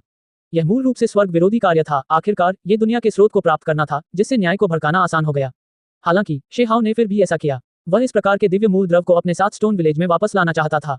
यहाँ तक कि वह स्वयं भी 1800 वर्ष के थे। कोई भी कल्पना कर सकता था कि स्टोन विलेज में कितनी पीढ़ियों के लोग पैदा हुए होंगे। इसके तुरंत बाद शेहाव गांव के मुखिया के पास खड़ा होकर उसे देख रहा था। इसके बदलाव बहुत अच्छे नहीं थे। कई बार विस्तार के बाद इसमें बदलाव बंद हो गया। बाद में जो नए लोग पैदा हुए उन्होंने दूसरे क्षेत्रों में शहर बसाना शुरू कर दिया। इस स्थान ने अभी भी अपना मूल स्वरूप बरकरार रखा है। 1800 साल बाद स्टोन विलेज अभी भी वैसा ही था, लेकिन उस समय के लोगों का क्या हुआ? शेहाव की नाक में थोड़ा दर्द महसूस हुआ। उसके जैसे शक्तिशाली व्यक्ति के लिए भी, जिसने अनंत समय के बपतिस्मा का अनुभव किया था, अभी भी उसका एक हिस्सा था जो बेहद नर्म था। ये स्टोन विलेज के लिए छोड़ी गई जगह थी। पुराने कबीले के मुखिया की पीढ़ी के लोगों की बात तो छोड़ ही दीजिए, यहाँ तक कि उसके बाद की कई पीढ़ियां भी इस दुनिया से विदा हो चुकी थी और न जाने कितने वर्षों से पीली धरती के नीचे दबी हुई थी। दाजुंग, एरमिंग, पिहो और अन्य अभी भी वहां थे, लेकिन वे पहले से ही बहुत बूढ़े थे, अपने अंतिम वर्षों में। उनकी साधना का स्तर वास्तव में उतना बढ़िया नहीं था। अब तक जीवित रह पाना पूरी तरह से शेहाव द्वारा अपने रक्त से उनके मांस को साफ करने के कारण था। उनके माता पिता भी बहुत पहले ही पीली धरती पर लौट आए थे। शिलिनहू, शिफेजियाओ, इन पूर्व पाषाण ग्राम नेताओं ने पहले भी गांव के लिए शिकार किया था। जब वह अभी भी युवा थे तो उनके लिए भोजन का स्रोत प्रदान किया था। दुर्भाग्यवश वे पहले ही मर चुके थे। वहां कुछ उत्साही चाची भी थी, वे भी अब वहां नहीं रहीं। शेहाव रोना चाहता था। इतना कुछ अनुभव करने के बाद भी उसकी साधना अब सचमुच अविश्वसनीय थी। अंत में उसका दिल अभी भी दुखी था। अतीत के लोग अब दिखाई नहीं दे रहे थे। इस बार वापस लौटने के बाद वह दिव्य मूल द्रव्य इसलिए लाया क्योंकि वह कुछ ऐसे लोगों को बंद करना चाहता था जिनके पास अधिक जीवन नहीं बचा था, ताकि उन्हें भविष्य के लिए जीवित छोड़ सके जब वह उनके लिए समय को पलट सके, उन्हें एक और जीवन प्रदान कर सके। दादाजी चीफ, आप शांति से सो सकते हैं, शेहाओ ने धीरे से कहा। शी यूनफेंग की उम्र करीब 2000 साल थी। इस उम्र में उसे बहुत पहले ही धरती पर लौट जाना चाहिए था। लेकिन भूतपूर्व शी हाओ ने अपने शरीर को फिर से व्यवस्थित करने के लिए अमर रक्त की महान उपचारात्मक दवा का जबरदस्ती इस्तेमाल किया। हालांकि ऐसा होने के बावजूद समय अभी भी निर्दयी था। हाल के सैकड़ों वर्षों में वह हमेशा आधी नींद की अवस्था में ही रहा। एक साधारण शरीर वाला बुजुर्ग, वह कितने साल तक जीवित रह सकता है? अगर पुराना कबीले का मुखिया जाग रहा होता तो वह शेहाओ को अपने शरीर को दिव्य मूल द्रव से सील करने की अनुमति नहीं देता। ऐसा इसलिए था क्योंकि उसने कहा था कि वह इस जीवन में पहले से ही पूर्ण है, इसलिए वह अब जाकर उन पुराने साथियों से मिल सकता है। छोटे हाओ, क्या तुम वाकई हमें सील करने जा रहे हो? हमें सामान्य तरीके से मरने दो, हम पहले ही दुनिया के सभी समृद्ध तरीकों का अनुभव कर चुके हैं, अब असंतुष्ट होने के लिए और क्या बचा है? हमें जो अनुभव करना चाहिए वह पहले ही अनुभव किया जा चुका है। हर किसी को अंततः मरना ही है, पीली धरती पर वापस लौटना है। ये सबसे प्राकृतिक तरीका है और वापसी का सबसे अच्छा स्थान भी है। दाजूंग ने कहा। वे सभी पहले से ही बूढ़े थे, अब चलने में भी असमर्थ थे, उनकी बूढ़ी आंखें धुंधली थीं, बाल सफेद हो गए थे, पीठ झुकी हुई थी। वह एरमेंग, पेहो, हुजी और अन्य उस पीढ़ी की खेती की स्थितियां बहुत अच्छी नहीं थी, इसलिए उनकी अपनी खेती का स्तर भी उच्च नहीं था, स्टोन विलेज की बाद की पीढ़ियों के साथ तुलना करने में सक्षम नहीं था। अब जिन लोगों ने शीहाओ का मांस और रक्त प्राप्त किया वे साल दर साल बूढ़े होते गए। छोटे हाओ, हमें इस दुनिया से स्वाभाविक रूप से विदा होने दो। ऐसा करना स्वर्ग के विरुद्ध है, हमें डर है कि तुम्हें कर्म की सजा भुगतनी पड़ेगी। एरमिंग ने कहा। उसने शेहाओ के कंधे को थपथपाया जबकि वह खुद खांस रहा था। और कौन शेहाओ को लिटिल हाओ कह सकता था? अब ऐसे बहुत कम लोग बचे थे। शेहाओ की नाक खट्टी हो गई, गर्म आंसू बहने लगे। स्टोन विलेज अभी भी वैसा ही था, लेकिन लोग अब वहां नहीं थे। उसके बचपन के चाचा चाची पहले ही चले गए थे। उस समय गांव वालों ने उसे बहुत लाड़ प्यार से पाला था। उस समय उसके माता पिता नहीं थे, गांव वालों और बूढ़े कबीले के मुखिया ने ही उसका पालन पोषण किया था। हालांकि वे मजबूत और हटे कट्टे चाचा, वे उत्साही और साहसी चाचियां अब सब चले गए थे। शेहाओ रोना चाहता था। समय ने उसके बहुत से करीबी लोगों को उससे दूर कर दिया। जब उन्होंने अमर रक्त को महान औषधि के रूप में परिष्कृत किया तो पहले वे इसे उनके लिए छोड़ना चाहते थे, लेकिन उन्होंने मना कर दिया और जाते समय उन सभी के चेहरों पर मुस्कान थी। वे महान औषधि को बर्बाद करने के लिए तैयार नहीं थे और उन्होंने कहा कि इसे वह भविष्य में उपयोग करने के लिए अपने पास रख लें। छोटी हाओ, बुरा मत मानो, सबको एक दिन मरना है, यह ऐसी चीज है जिसे बदला नहीं जा सकता। हुजी ने उसका कंधा थाम लिया, उसकी सांसें थोड़ी उखड़ी हुई थी, साथ ही थोड़ी उदासी भी थी। उसने गांव से बाहर विशाल जंगल की ओर देखते हुए कहा, हमें भी तुमसे अलग होने का दुख है, लेकिन अब हमारे जाने का समय आ गया है। इन सालों में हम वाकई बहुत बूढ़े हो गए हैं, फिर भी अपनी उम्र में हम अभी भी बचपन के दिनों को याद करते हैं, उस समय के बारे में सोचते हैं जब हम ग्रीन स्केल ईगल के घोंसले को लूटने गए थे, इतने सारे लोगों के बारे में सोचते हैं। शेहाओ की आंखें दुखने लगी, वह आंसू बहाना चाहता था लेकिन रोक नहीं सका। उन्होंने इन सभी लोगों को गले लगाते हुए कहा, आप सभी मेरे परिवार हैं, मेरे भाई बहन जो मेरे साथ थे, मेरे साथ बड़े हुए। मैं आप सभी को बुढ़ापे में मरते हुए नहीं देखूंगा, कृपया मेरे स्वार्थ को माफ कर दें, थोड़ी देर और मेरे साथ चलें, मेरे साथ एक और यात्रा पर चलें। इन लोगों ने भी उसे गले लगा लिया और सभी रो पड़े। वह सब कुछ खत्म होते हुए नहीं देखना चाहता था। पत्थर का गांव, पुराने लोग, वे सब गायब हो गए। अंत में शेहाओ ने फिर वही किया जो उसने पुराने कबीले के मुखिया के साथ किया था, उन्हें सील कर दिया। इसके अलावा उसने पुराने कबीले के मुखिया दाजूंग, एरमिंग और अन्य लोगों को सील करने के लिए दिव्य झरने का इस्तेमाल किया। स्टोन विलेज अब भी वही था, लेकिन लोग वैसे नहीं थे। उस दिन कुछ लोगों ने जंगल की गहराई में किसी को रोते हुए सुना। उस आवाज में दुख था, बहुत दर्द था। शीहाओ जानता था कि ये चीजें अपरिहार्य थीं, लेकिन फिर भी वह उन्हें जाने नहीं दे सकता था। अध्याय 1909। एक वंशज। शी जीलिंग और उनकी पत्नी भी बूढ़े थे, लेकिन उनकी साधना का स्तर कमजोर नहीं था। शीहाओ के रक्त बपतिस्मा का अनुभव करने के बाद वे अभी भी ठीक थे, लेकिन अब जब उन्होंने स्टोन विलेज को फिर से देखा तो वे दोनों बेहद भावुक हो गए। वे उत्साही ग्रामीण जिन्हें वे पहले पहचानते थे अब वहां नहीं थे, लोगों की एक पूरी पीढ़ी का अंत हो गया था। अब स्टोन विलेज में बाद की कई पीढ़ियां थीं, लेकिन जब उन्होंने जोड़े को देखा तो उन सभी के चेहरे पर सम्मान के भाव थे, जो पहली पीढ़ी के लोगों से पहले से ही अलग थे। चलो उच्च लोक की ओर चलें। शेहाओ ने अपने माता पिता को वहां से चले जाने का सुझाव दिया। उन्हें उन जगहों पर जाने से बचना था जहां पुरानी यादें ताजा हो जाती हैं, नहीं तो उन्हें बहुत दुख होगा। अब बड़ा लाल पक्षी, ग्रीन स्केल ईगल कबीला, यहाँ तक कि स्वर्गीय घोड़ा लिटिल व्हाइट भी उच्च क्षेत्र में प्रवेश कर चुका था। जहां तक म्यू किंग, जूलिन, सम्राट बटरफ्लाई और अन्य लोगों की बात है तो उनके बारे में बात करने की जरूरत और भी कम थी। मैं भी एक दिन बूढ़ा हो जाऊंगा, मेरे सबसे अच्छे साल पहले ही बीत चुके हैं, युनशी ने धीरे से कहा। तुम बूढ़े नहीं होगे, शेहाओ ने जवाब दिया। उसने उस महिला की ओर देखा जो इस पूरी यात्रा में उसके साथ थी। यहाँ तक कि उसने स्वयं भी यह उम्मीद नहीं की थी कि इस जीवन में अंत में यह अभी भी वही लड़की थी जो हमेशा उसका अनुसरण करती थी, उसके शरीर के अपंग हो जाने पर उसके साथ निचले लोकों में जाती थी तथा 1000 वर्षों के बाद भी अपने पुत्रवत कर्तव्य को पूरा करती थी। ऐसा इसलिए था क्योंकि वह साधना कर रहा था, दाव को समझ रहा था। एकांतवास का एक ही उदाहरण कई वर्षों तक चलता था। एक महिला के सबसे अच्छे साल, उनकी सबसे खूबसूरत उम्र, मैं पहले ही खोने वाली हूँ। ये वास्तव में मुझसे दूर होने वाली है। युनशी की आंखें लाल हो गईं, अंत में भी वह रोती रही। वह जानती थी कि जल्दी या बाद में वह भी इस दुनिया को छोड़कर चली जाएगी, समय के साथ साथ मर जाएगी, फिर भी शेहाओ अभी भी ठीक रहेगा। वह उससे कई साल पहले ही मुरझा जाएगी, बूढ़ी हो जाएगी और उसके बाल सफेद हो जाएंगे। यह विशेष रूप से तब हुआ जब उसने देखा कि शेहाओ ने दाजूंग, एरमिंग और अन्य लोगों के साथ कैसा व्यवहार किया। वह और भी अधिक भावुक हो गई। मुझे एक बच्चा चाहिए, इस तरह एक दिन जब मेरी शक्ल नहीं रहेगी, मेरे बाल बर्फ की तरह सफेद हो जाएंगे, तब भी वह मुझसे मुंह नहीं मोड़ेगा, मेरे साथ रहेगा। युनशी ने शिहाओ की ओर देखा, बोलते समय उसकी आंखों में आंसू थे। वह वास्तव में डरी हुई थी। जब उसने देखा कि समय कितना निर्दयी है, तो वह वास्तव में अनिच्छुक थी। वह शिहाओ को छोड़ना नहीं चाहती थी, लेकिन वह ये भी नहीं चाहती थी कि वह उसे धीरे धीरे बुरा होते देखे। जल्दी या बाद में एक दिन उसकी सुंदरता पूरी तरह से गायब हो जाएगी, उसका चेहरा झुर्रियों से भर जाएगा। उस समय शिहाओ शायद अपने जीवन के शिखर पर पहुंच गया होगा। वह सचमुच डर गई थी। ऐसा इसलिए था क्योंकि वह उसे खोना नहीं चाहती थी। इन सभी वर्षों के दौरान वह हमेशा एकनिष्ठ रही, उसे कोई पछतावा नहीं था। चाहे तुम कितने भी बदल जाओ, मैं तुम्हें नहीं छोड़ूंगा। ज्यादा मत सोचो, बुरा मत मानो। शिहाओ ने उसे गले लगा लिया। इतने सालों के बाद वे शायद ही कभी साथ होते थे, बल्कि हमेशा अलग अलग रहते थे, क्योंकि वह अपना ज्यादातर समय साधना में बिताता था। भले ही वे दाव साथी थे, लेकिन उन्होंने साथ में जो समय बिताया वह वाकई बहुत अच्छा नहीं था। इसके बाद शिहाओ ने अपने आसपास के लोगों पर ज्यादा ध्यान दिया। वह डरा हुआ और चिंतित भी था, उसे डर था कि कहीं कुछ लोग अचानक गायब न हो जाएं। हालांकि 200 साल बीत जाने के बाद भी युनशी ने अभी तक बच्चे को जन्म नहीं दिया था। फिर भी उसका मन और भी अधिक लापरवाह हो गया था। शायद एक बार जब कुछ चीजें स्वीकार कर ली गईं, जब उसने बादलों को घिरते और खुलते देखा, जब उसने फूलों को खिलते और मुरझाते देखा, जब उसने देखा कि कैसे बारिश ने पेड़ों से फल गिरा दिए, तो उसका दिल बहुत अधिक शांतिपूर्ण हो गया। इस जीवन में कोई पछतावा नहीं बचा। हालांकि जब वह 2500 साल की थी, तो सुबह सुबह उसने हल्की सी आह भरी। उसने अपने प्रतिबिंब में एक सफेद बाल देखा, जो उसके खूबसूरत बालों में बिल्कुल वैसा ही था। वह जानती थी कि उसका सबसे खूबसूरत दौर सचमुच खत्म हो चुका है, वह धीरे धीरे बूढ़ी भी होने वाली है। शिहाओ को कुछ महसूस हुआ। वह उसके पास गया, उसके लंबे बालों को सहलाया। उसकी उंगलियां चमक उठी, सफेद बालों का वह किनारा तुरंत चमकने लगा, बर्फ जैसा सफेद रंग छोड़कर एक बार फिर से चमकदार हो गया। मैं बूढ़ी हो रही हूँ, युनशी ने धीरे से कहा। तुम नहीं कर पाओगे। हाल ही में कुछ प्रगति हुई है, मैं जल्द ही अनंत सौंदर्य का दिव्य फूल ढूंढ लूंगा। मैं इसे तुम्हारे लिए चुन लूंगा। वास्तव में शिहाओ को भी अंदर ही अंदर पछतावा था। इतने सालों के बाद भी युनशी ने कभी जन्म नहीं दिया।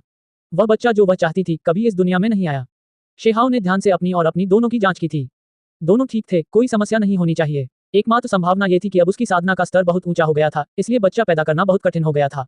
ऐसा इसलिए था क्योंकि यह हमेशा से ही ऐसी चीज रही है जो साधकों के लिए बहुत बड़ी सिरदर्दी रही है। अनंत वर्षों के बाद अमर राजाओं के कितने बच्चे हो सकते हैं? अमरता प्राप्त करने से पहले ही उनके वंश और वंशज सभी पीछे छूट गए थे। शिहाओ की साधना का स्तर अब बहुत ऊंचा था, यहाँ तक कि वह अपने पिछले सर्वोच्च प्राणी से भी अधिक शक्तिशाली था। वह ये भी निश्चित रूप से नहीं बता सकता था कि अब उसकी शक्ति कैसी थी। हालांकि वह अभी भी धर्मनिरपेक्ष दुनिया में था और किसी भी अमर उत्थान के दृश्य को जन्म नहीं दे रहा था। शायद ये ठीक इसलिए था क्योंकि वह बहुत ताकतवर था, इसलिए उत्तराधिकारी पाना बहुत कठिन था। उस दिन शिहाओ वहां से चला गया। वह खुद कुछ बेहद खतरनाक अवशेषों की ओर चला गया, एक ऐसी जगह जहां सर्वोच्च प्राणियों के मरने का भी खतरा था। हालांकि शिहाओ इस जगह से ऐसे गुजरा जैसे कि यह समतल जमीन हो। जब वह अपने गंतव्य पर पहुंचा तो ऐसा लगा जैसे वहां कोई नहीं था, कुछ भी उसे आगे बढ़ने से नहीं रोक सकता था। ऐसा केवल इसलिए नहीं था कि अब वह एक अद्वितीय संरचना मास्टर था, बल्कि इसलिए भी था कि उसके दाव कौशल गहन और भयानक थे। कुछ ही देर बाद शिहाओ एक फूल लेकर आया। सुबह की रंगीन रोशनी बहुत ही चमकदार थी, उसमें जीवन शक्ति भरी हुई थी। उसने इसे युनशी को उपहार में दे दिया। आपके लिए। इसका नाम है सनराइज ब्रिलियंस, जो आपकी जवानी को हमेशा के लिए सुरक्षित रखने में सक्षम है। चाहे आपकी उम्र कितनी भी हो, आपकी शक्ल सूरत कभी नहीं बदलेगी, ये खूबसूरत दौर बरकरार रखेगा। शिहाओ ने उसे यह औषधि उपहार में दी। इसके अलावा इस औषधि को परिष्कृत करने में भी उसकी मदद की। युनशी के चेहरे पर आंसू थे और वह मुस्कुरा रही थी। उसके पास अब क्या पछतावा बचा था? हालांकि वह जानती थी कि यह केवल उसकी शक्ल सूरत को बचा सकता था, उसे बूढ़ा होने से नहीं रोक सकता था, जिससे वह इस दुनिया से चली जाए। हालांकि उसे सबसे ज्यादा इस बात की चिंता थी कि वह शिहाओ के लिए अपनी सबसे खूबसूरत, सबसे बेहतरीन चीज छोड़ जाए। उसे डर था कि जब वह जल्दी या बाद में मर जाएगी तो उसके पास पीछे छोड़ने के लिए कुछ भी नहीं होगा। मैं बहुत खुश हूँ, वह शानदार ढंग से मुस्कुराए। आधे साल बाद एक ऐसी खबर आई जिसने युनशी को चौंका दिया और वह बहुत संतुष्ट महसूस करने लगी। उसने तुरंत शिहाओ को बताया, हमारा एक बच्चा है। शिहाओ भी इसी तरह चौंक गया। शिहाओ का एक वंशज था। जब खबर बाहर आई तो शाही दरबार हैरान रह गया, कई लोग उत्साहित थे। उसे हमेशा संतान की कमी खलती थी। यह अब सिर्फ शिहाओ का सबसे बड़ा अफसोस नहीं था, यह शाही दरबार के कई लोगों के लिए भी एक दुखती रग थी। वे सभी उम्मीद करते थे कि शिहाओ अपने अनुभवों को अपने उत्तराधिकारी को दे सकेगा। उनके दाव कौशल बहुत ही प्रखर थे, वंश परंपरा में उनका दबदबा था, भविष्य में उनके उत्तराधिकारी में भी असाधारण प्रतिभा अवश्य होगी।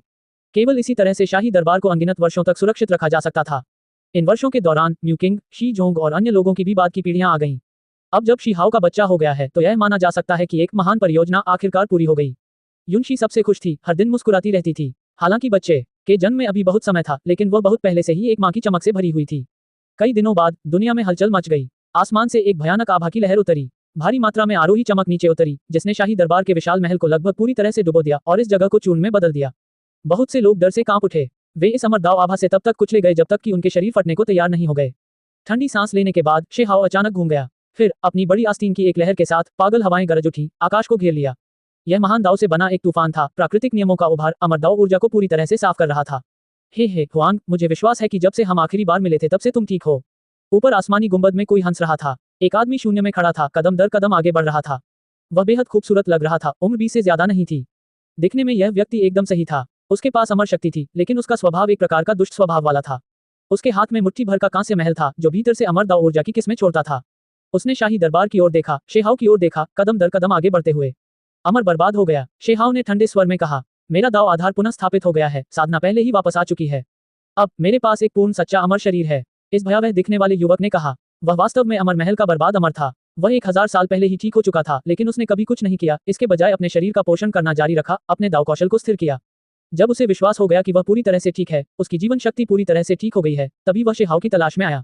हे, वह हंस रहा था, पूरी तरह से लापरवाह और उदासीन होकर उसने नीचे देखा। उसने शेहाव को देखा और फिर युनशी को। मैंने सुना है कि तुम दोनों का वंशज है, इसलिए मैं विशेष रूप से अपनी बधाई भेजने आया हूँ। कौन जानता है, यह एक दिव्य भ्रूण अमर बीज हो सकता है। मैं उसका मार्गदर्शन करने आया हूँ। वह जोर से हंसा, लेकिन फिर अचानक हरकत करते हुए अपना बड़ा हाथ बढ़ाकर सीधे युनशी के पेट को पकड़ लिया। मैं उसे लेने जा रहा हूँ। शाही दरबार के सभी लोग क्रोधित हो गए। ये व्यक्ति बहुत ही दुष्ट था। भाड़ में जाओ। शेहाव ने अपनी बड़ी आस्तीन को हिलाया, जिससे एक धुंधली दुनिया बन गई। यह आस्तीन के भीतर की दुनिया की दिव्य क्षमता थी, इसकी शक्ति जबरदस्त थी। हुआंग, जब मैंने सुना कि तुमने एक वंशज पैदा किया है, तो मैं विशेष रूप से तुम्हारे 3 लोगों के परिवार को विदा करने आया हूँ, ताकि तुम हमेशा के लिए एक साथ रह सको। तुम सब अपने रास्ते पर जा सकते हो। अमर महल के संस्थापक की आवाज गहरी और ठंडी, बर्फीली और निर्दयी थी। उसने कार्रवाई करने का फैसला किया, उसकी क्रूरता बहुत मजबूत थी, भयावह इरादे से भरी हुई थी। हांग, शीहाव बिना किसी डर के दौड़कर ऊपर आया। दोनों के बीच अंतहीन महान दाव लहरें फूट पड़ी, जो बहुत भयानक थी। शेहाव के आग्रह पर वे बाहरी अंतरिक्ष में प्रवेश कर गए। अन्यथा शेहाव को डर था कि नीचे सब कुछ नष्ट हो जाएगा। इससे सभी लोग हैरान रह गए, खासतौर पर लाल ड्रैगन और अन्य लोग। उनके मुंह खुले रह गए, वे पूरी तरह से अवाक हो गए। मास्टर, वह एक सच्चे अमर से लड़ सकता है। वे बहुत हैरान थे। शेहाव कोई अमर नहीं था, क्या वह एक अमर को मारने के लिए स्वर्ग के खिलाफ जा रहा था? ये पूरा विश्व हिल गया। सभी विशेषज्ञ अंधेरे में से ये देख सकते थे। ये सचमुच एक चमत्कार था। वह अमर दाव डोमेन में नहीं था, फिर भी वह दुनिया को चुनौती दे सकता था और अमर लोगों को मार सकता था। ये साधना के इतिहास में दर्ज होने के लिए पर्याप्त था। मार डालो, अमर महल के विशेषज्ञ ने दहाड़कर कहा। वह कांस्य महल आकार में बढ़ गया, उसके सिर के ऊपर लटका हुआ अमर ऊर्जा के एक के बाद एक धागे को छोड़ते हुए उसे पूरी तरह से सुरक्षित कर रहा था। सच्चा अमर पागल हो गया। वह शेहाव से बहुत नफरत करता था, उसे टुकड़े टुकड़े करना चाहता था और फिर उसके वंशज को मार डालना चाहता था। केवल जिस बात ने उसे चौंकाया वह यह था कि यह प्रतिद्वंद्वी हास्यास्पद रूप से शक्तिशाली था, दाव कौशल बेतुके रूप से उच्च थे। उसने कभी भी अमरता हासिल नहीं की, तो वह इस तरह की महान लड़ाई क्यों लड़ सकता था? धिक्कार। इससे भी ज्यादा चौंकाने वाली बात यह थी कि शेहाव ने अमर कलाकृति का सामना करते हुए अनंत तलवार कोर का इस्तेमाल भी नहीं किया। एक बड़े हाथ ने उसके सिर के ऊपर कांस्य अमर महल पर जोरदार प्रहार किया। तुम बस नरक में जा सकते हो। सच्चा अमर दहाड़ उठा। उसने उस कांस्य महल को लहराया, अमर कलाकृति को नियंत्रित किया, भयंकर हमला किया, यहाँ शेहाव को मारने की इच्छा से। डांग डांग डांग। ऐसा हुआ कि सभी लोग हैरान रह गए। शेहाव ने पीछे हटने की बजाय लड़ने की पहल की, उसका सामना किया। उसकी बड़ी हथेली सुनहरी थी, जिसमें अनंत मात्रा में दिव्य शक्ति प्रवाहित हो रही थी, अतुलनीय वीरता थी, जो लगातार कांस्य महल पर प्रहार कर रही थी।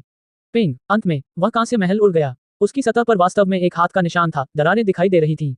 ये कैसे संभव है? सच्चा अमर चिल्लाया, उसका चेहरा भय से भरा हुआ था। किसी ने अमर का सामना करने के लिए दुनिया को चुनौती दी।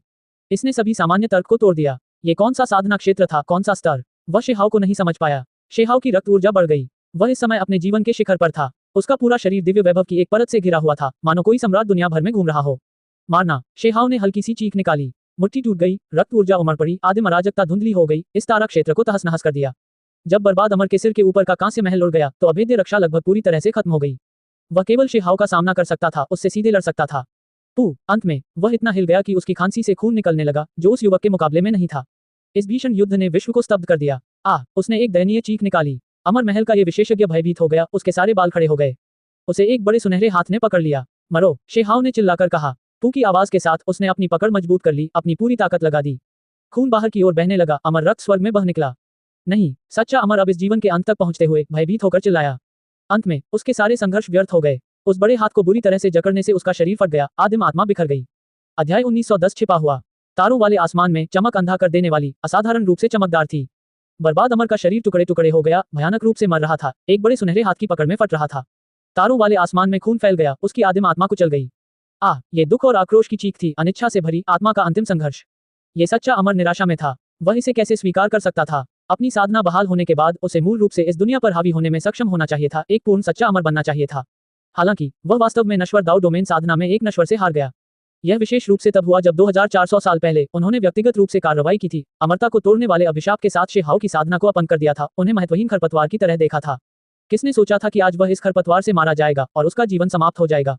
ये बहुत ही उदास था। वह घृणा से भरा हुआ था, इस तरह अपमान से भरा हुआ मर रहा था। कौन सा बेजोड़ सच्चा अमर कभी किसी नश्वर दाव डोमेन साधक द्वारा मारा गया था? वह शायद पहला व्यक्ति हो। यह इतिहास में दर्ज होने जा रहा था, जैसे कि इस प्रकार की शर्म को हमेशा ढोना। लाखों करोड़ों साल बाद निश्चित रूप से ऐसे लोग होंगे जो उसका उल्लेख करेंगे। युद्ध के बाद ये वास्तव में सच्चा अमर था जो गिर गया, जिसने हुआन को और भी उज्जवल बनाने के लिए पृष्ठभूमि का काम किया। सच्चे अमर लोग अंत में भी सच्चे अमर ही रहे। आदिम आत्मा के बिखर जाने के बाद भी वह पूरी तरह से नहीं मरा। यह उनकी छाप थी। सच्ची आत्मा का एक टुकड़ा भाग जाना चाहता था। दुर्भाग्यवश वह सुनहरा बड़ा हाथ नीचे आया, उसे अपनी हथेली में चूस लिया और वहीं सील कर दिया। यह एक सच्ची अमर छाप थी। शेहाओ इसका अध्ययन करना चाहता था, इस स्तर के रहस्यों को समझना चाहता था। बस मुझे मार डालो, सच्चा अमर चिल्लाया। इस तरह शेहाओ के हाथों में पड़ना मौत से भी बदतर स्थिति थी। सच्चे अमर लोग बहुत शक्तिशाली होते हैं। अपनी आदिम आत्मा के बिखर जाने के बाद भी उसके पास पुनर्जीवित होने का मौका था। दुर्भाग्य से शेहाओ ने उस छाप को जब्त कर लिया। ब्रह्मांड में विस्फोटित शरीर और सभी दिशाओं में छिड़का गया रक्त परिष्कृत हो गया। गाढ़ा अमर रक्त महान औषधि बन गया। यह मानव शरीर के लिए एक महान औषधि थी, जिसे अब शेहाओ ने एकत्रित किया है। फिर वह कांस्य महल ले आया गया, जो युद्ध में उसकी लूट का माल बन गया। अचानक शेहाओ के हाथ के मुड़ने से ऐसा लगा जैसे ब्रह्मांड का विस्तार उतर आया हो। पेन की आवाज के साथ दूर स्थित एक प्राणी को वश में कर लिया गया, तुरंत पकड़ लिया गया और कुचल दिया गया। इससे पहले 4 अमर बर्बाद हो चुके थे। 2 को पहले ही मार दिया गया था और शेष 2 ने आज खुद को दिखाया। अंतिम बर्बाद अमर अपने शिखर पर वापस नहीं लौटा, तो वह वर्तमान शेहाओ को कैसे रोक सकता था? यही कारण था कि उसे तुरंत नष्ट कर दिया गया। उसका शरीर और आत्मा दोनों मिटा दिए गए। कर्म का एक हिस्सा अब तय हो गया है, शेहाओ ने शांति से कहा। उस समय जब बुरी तरह घायल कुनपेंग युद्ध के मैदान से लौटा, तो उसे 4 सच्चे अमर लोगों की साजिशों का सामना करना पड़ा। अब ये चारों विशेषज्ञ मर चुके थे, तारों भरे आकाश के इस विस्तार के नीचे मारे गए। शेहाओ ने कुनपेंग की विरासत प्राप्त कर ली है और अब ऐसा माना जा सकता है कि उसने इसका बदला ले लिया है। इस युद्ध ने 9 स्वर्गों और 10 पृथ्वियों को हिलाकर रख दिया। किसने सोचा होगा कि एक नश्वर दाव डोमेन साधक एक सच्चे अमर को मार सकता है? ये वास्तव में एक अकल्पनीय युद्ध उपलब्धि थी। जैसा कि अपेक्षित था, वह स्वर्ग को चुनौती देने वाला है तथा उसे साधना इतिहास के इतिहास में दर्ज किया जाना तय है। भाग्य को चुनौती देते हुए और एक अमर को मारते हुए हुआंग ने ये कर दिखाया है। ये युगों युगों में ऐसी बात का एकमात्र उदाहरण है। इस स्वर्ग और पृथ्वी में सभी कुलों में बहुत हलचल मच गई। सभी साधकों को तुरंत ही परिणाम पता चल गया। उनमें से कोई भी अपनी चिंता को छिपा नहीं सका। वे सभी आश्चर्यचकित थे कि हुआंग कितना शक्तिशाली था। वह एक सच्चे अमर को कैसे मार सकता था? महान प्रतिबंधित क्षेत्र के स्वामी शांत नहीं रह सके। वे भी इन उपलब्धियों से घबरा गए। हुआंग का प्रदर्शन बहुत ही भयावह था। गिरे हुए अमर रिज अतीत के 2 युवा बहुत पहले ही बड़े हो चुके थे, अपनी मध्यम आयु तक पहुंच चुके थे। उनकी ताकत बहुत अधिक थी। हालांकि जब उन्होंने व्यक्तिगत रूप से ये लड़ाई देखी तो उनके चेहरे पीले पड़ गए। अतीत में वे हुआंग को मारना चाहते थे, लेकिन अंत में उनके कबीले के सच्चे अमर पुराने पूर्वज भी उसे पीछे नहीं रहने दे सके। उस समय वे अभी भी आश्वस्त नहीं थे, लेकिन अब सब कुछ स्पष्ट था। सच्चा अमर हुआंग को पीछे नहीं रहने दे सकता था। अगर उसने सच में कार्रवाई की होती तो उसकी जगह उसे मार दिया जाता। हमने काफी कर्म किया। दोनों ने एक दूसरे को देखा, अंदर से घबराए हुए। अमर महल के बर्बाद अमर का प्रकट होने का कारण यह था कि वे उसे सूचित करने गए थे, उसे कार्रवाई करने के लिए आमंत्रित किया था। भले ही उसने कार्रवाई करने के लिए 1000 से अधिक वर्षों तक इंतजार किया। अमर महल को शुरू से ही शेहाओ के साथ एक बड़ी दुश्मनी थी, फिर भी वे दोनों बहुत अधिक शामिल थे। ये ठीक है, हमारे कबीले का स्वामी बेजोड़ है, हमारा कबीला उससे डरता नहीं है। इसके तुरंत बाद इस कबीले के स्वामी ने उन्हें सजा सुनाई और उन्हें आदेश दिया कि वे जल्दी से जल्दी खुद को साधना में लगा लें। अगर वे उन्हें किसी और कर्म में शामिल करने की हिम्मत करते हैं तो उन्हें सीधे मार दिया जाएगा। उसका स्वर अत्यंत उग्र था। क्यों? वे दोनों डर गए। कोई कारण नहीं था। एक बड़ा हाथ उन तक पहुंचा, उन्हें पकड़ लिया, उनके शरीर को कुचल दिया और लगभग उन्हें मार डाला, और फिर उन्हें एक पहाड़ की चोटी पर दबा दिया। उन्हें बाहर आने की अनुमति नहीं थी। ये स्पष्ट था कि फॉलेन इमोर्टल रिज के कबीले के स्वामी के कौशल असाधारण थे। वे भविष्य का एक कोना देख सकते थे। उन्हें डर था कि वे अकल्पनीय महान कर्म में शामिल हो जाएंगे। 9 साल बाद युनशी ने एक स्वस्थ बच्चे को जन्म दिया, जिसका पूरा शरीर चमकीले रंगों और अमर ऊर्जा की किरणों से भर रहा था, और वह इस दुनिया में आया। यहाँ तक कि शेहाओ ने भी यह उम्मीद नहीं की थी कि युनशी उसे जन्म देने से पहले पूरे 9 साल तक गर्भवती रहेगी। ये समय वास्तव में बहुत लंबा था, जो सभी की उम्मीदों से कहीं अधिक था। बच्चा पैदा हो गया है। बहुत से लोग चिल्ला उठे। चाहे वे शाही दरबार के लोग हों या फिर शाही दरबार की हरकतों पर लगातार नजर रखने वाली विभिन्न शक्तियां, वे डर के मारे चिल्लाने से खुद को नहीं रोक पाए। यह एक लड़का था। उसके जन्म से वास्तव में इस संसार में अनियमित दृश्य उत्पन्न हुए। उस क्षण सार ऊर्जा उमड़ पड़ी, दिव्य बहुरंगी प्रकाश उमड़ पड़ा। महान दाव गड़गड़ाया, अनगिनत स्वर्ग और पृथ्वी के नियम आपस में गुथे, यहाँ एकत्रित हुए, उतर रहे थे। ये बच्चा बहुत ही आश्चर्यजनक था। इस समय शेहाओ ने कार्रवाई की। उसकी हथेली हिली, जिससे आकाश ढक गया। सभी महान दाव कानून, दिव्य बहुरंगी प्रकाश और अन्य चीजें बिखर गईं। यह विशेष रूप से आकाश को ढकने वाले प्राकृतिक नियमों के मामले में था, जो आकाश गुंबद से उतरते थे, जिसे सीधे तौर पर उन्होंने नष्ट कर दिया था। मास्टर, ये महान दाव तरंगे हैं। स्वर्ग और पृथ्वी के आदेश ने इस बच्चे को बपतिस्मा दिया। शायद यह उसे महान प्राकृतिक भाग्य ला सकता है। लाल ड्रैगन उलझन में था। मैं जिस मार्ग पर चलता हूँ वह है बीज के रूप में शरीर। अगर उसे दुनिया का आशीर्वाद प्राप्त है, स्वर्गीय दाव से घिरा हुआ है, तो यह जरूरी नहीं कि यह अच्छी बात हो। शेहाओ ने कहा। उसने आकाश की ओर देखते हुए स्वयं से कहा, एक दिन ये संसार भी नष्ट हो सकता है, विभिन्न लोग भी ढह सकते हैं। महान संघर्ष शुरू हो चुका था। ऐसा कुछ भी नहीं था जो सदैव बना रह सके। ऐसा होने के बावजूद ये बच्चा अभी भी बेहद खास था, बहुत असाधारण। जब वह रोता था तो उसकी आवाज जोरदार और स्पष्ट होती थी, जैसे कोई सुनहरी घंटी बज रही हो, जोर से भरी हुई। इसके अलावा उसकी त्वचा चमकदार और दमकती हुई थी। उस पर बहुमूल्य प्रकाश की एक परत थी। वह अत्यंत मजबूत थी तथा उसमें स्वाभाविक रूप से जादुई शक्ति थी। कई लोगों ने ठंडी हवा का आनंद लिया। भौंको, असाधारण पृष्ठभूमि वाला वह छोटा कुत्ता भी चिल्लाने से खुद को नहीं रोक सका। इस बच्चे में जन्म से ही इतनी जादुई शक्ति थी। अगर वह बढ़ता रहा तो कैसा होगा? उसकी प्रतिभाएं बहुत असाधारण थीं। आपको उसे मुझे सौंप देना चाहिए, मैं निश्चित रूप से उसे दूसरा अनंत अमर राजा बनाऊंगा। छोटे कुत्ते ने कहा। इस बात ने प्रतिबंधित क्षेत्र के स्वामी को चौंका दिया, यहाँ तक कि वह इस बच्चे में काफी दिलचस्पी ले रहा था, उसे ध्यान से जांच रहा था। हालांकि उन्हें शिष्य बनाने में कोई दिलचस्पी नहीं थी क्योंकि यह युग बहुत ही अराजक था, किसी बेजोड़ विशेषज्ञ को बढ़ावा देने का समय ही नहीं था। महान टकराव कभी भी आ सकता था। युनशी ने इस शिशु को गोद में उठाया, उसके चेहरे पर संतुष्टि का भाव था, स्नेह से भरा हुआ। जब उसने इस बच्चे को गले लगाया तो ऐसा लगा जैसे उसने पूरी दुनिया को गोद में उठा लिया हो, उसे अविश्वसनीय खुशी महसूस हो रही थी, उसका मातृत्व स्वभाव चमक रहा था। उस दिन एक हथेली के आकार का छोटा पक्षी 1 इंच आकार के सफेद रंग के छोटे से बर्तन को लेकर निचले लोक से उच्च लोक की ओर उड़ रहा था। शेहाव दंग रह गया। वह 5 रंग की गौरैया थी, पत्थर के गांव की भूत सी चोर चिड़िया। इतने साल बीत जाने के बाद भी उसने निचले क्षेत्र से आकर उसके पास आने की पहल की। इसके मुंह में एक छोटी सी सफेद कड़ाही थी। शेहाव ने भी किसी बाहरी व्यक्ति की तरह व्यवहार नहीं किया, ये वास्तव में वही सफेद हड्डी की कड़ाही थी जो स्टोन विलेज के पिछले काले सोने की कड़ाही के टूटने के बाद सामने आई थी। जब 7 देवताओं ने निचले लोकों पर हमला किया तो शेहाव और जुयान ने पहले इस पुश्तैनी कड़ाही को दुश्मन का सामना करने के लिए लिया। अंत में बाहरी हिस्सा टूटकर गिर गया, जिससे उसका असली रूप सामने आ गया। इस युद्ध के बाद वह छोटा सफेद कड़ाहा गायब हो गया। जब शेहाव ने युनशी से विवाह किया तब ये छोटा सा बर्तन पुनः प्रकट हुआ, जिसे 5 रंग वाली गौरैया द्वारा स्टोन विलेज में वापस लाया गया था। शेहाव ने पहले इस पर काफी समय तक शोध किया था। समृद्ध औषधीय प्रकृति को महसूस करने के अलावा उन्होंने कुछ गहरे स्तर की चीजें भी खोजी। बाद में शेहाव ने इस छोटे से बर्तन को स्टोन विलेज में रख दिया। उसे उम्मीद नहीं थी कि 5 रंगों वाली गौरैया आज इसे लेकर आएगी। इस स्वर्ग और पृथ्वी ने इस बच्चे को अपना आशीर्वाद दिया है, लेकिन आपने इसे अस्वीकार कर दिया। भविष्य में स्वर्ग की ईर्ष्या से बचने के लिए आपको इस छोटे से बर्तन का उपयोग उसके शरीर को बपतिस्मा देने में मदद करने के लिए करना चाहिए। ये पहली बार था जब 5 रंगों वाली गौरैया ने शीहाव से बात की, वह शब्द बोलने में सक्षम थी। ये किस तरह का बर्तन है? शीहाव ने पूछा। यह एक औषधीय कड़ाही है, ये काफी असाधारण है, 5 रंगों वाली गौरैया ने कहा। उसने सीधे कहा कि यह एक प्राचीन कड़ाही है जिसका उपयोग एक अमर परिवार दवा तैयार करने के लिए करता था, जिसमें अत्यंत शक्तिशाली औषधीय गुण होते हैं। यदि पानी को अंदर गर्म किया जाए और फिर शरीर को धोने के लिए इस्तेमाल किया जाए तो यह अशुद्धियों को दूर कर सकता है, साथ ही आपदाओं को भी मिटाने में सक्षम है। इसके अलावा इसने शेहाव और युनशी से कहा कि यदि वे इच्छुक हों तो वे इस बच्चे को सीधे इस कड़ाई में बंद कर सकते हैं, जिससे वह अनंत वर्षों के बाद फिर से प्रकट हो सके। युनशी की आंखों में तुरंत आंसू आ गए, उसे बहुत दुख हुआ, वह लगभग फूट फूट कर रोने लगी। शीहाव भी इसका इरादा समझ गया। यह महान युग बहुत ही घिनौना, बहुत ही भयानक था। भविष्य कितना भयानक होगा, इसके संकेत पहले से ही मिल रहे थे। बीमा और सुरक्षा की दृष्टि से 5 रंगों वाली गौरैया ने उन्हें सुझाव दिया कि वे इस बच्चे को कड़ाई में बंद कर दें तथा भविष्य के लिए छोड़ दें ताकि वह एक शांत और शांतिपूर्ण महान सुनहरी दुनिया में उभरे। तुम मुझ पर इतने दयालु क्यों हो? शीहाव उलझन में था। अमर प्राचीन की पैतृक संरक्षक आत्मा ने मुझे आपकी थोड़ी मदद करने के लिए कहा। 5 रंगों वाली गौरैया ने फिर से सीधे बात की। आपकी पृष्ठभूमि वास्तव में कैसी है? शीहाव ने पूछा। लगता है मैं समुद्र के दूसरी तरफ से आया हूँ, 5 रंग वाली गौरैया ने कहा, जिससे शेहाव को अवर्णनीय झटका लगा। म्यू किंग और अन्य लोग भी डर गए। उन्हें तुरंत स्वर्ग में भय का अनुभव हुआ। आप रियल सागर के दूसरी ओर से आए हैं। शीहाव की भावनाएं तुरंत तीव्र हो गईं। वास्तव में मैं भी नहीं जानता कि मैं कौन हूँ, मेरे पास केवल कुछ धुंधली यादें हैं जो मुझे बताती हैं कि मैं रियल सागर से आया हूँ। अमर प्राचीन में मैं पैतृक संरक्षक आत्मा के शरीर पर रहता था, उसका पोषण प्राप्त करता था, उसके करीब एक घोंसला बनाता था। 5 रंगों वाली गौरैया ने उन्हें बताया कि यह केवल दिव्य चेतना का एक पिंड है, कोई वास्तविक मूर्त शरीर नहीं, बल्कि आदिम आत्मा के समान कुछ है। केवल वह बहुत कुछ भूल गया था, अत्यंत भ्रमित था, लेकिन वह जानता था कि वह वास्तविक सागर से आया है। ऐसा मत सोचो कि मैं कोई बेजोड़ विशेषज्ञ हूँ। वास्तव में मेरी साधना वास्तव में साधारण है, मेरी नींव शायद किसी ने नष्ट कर दी है।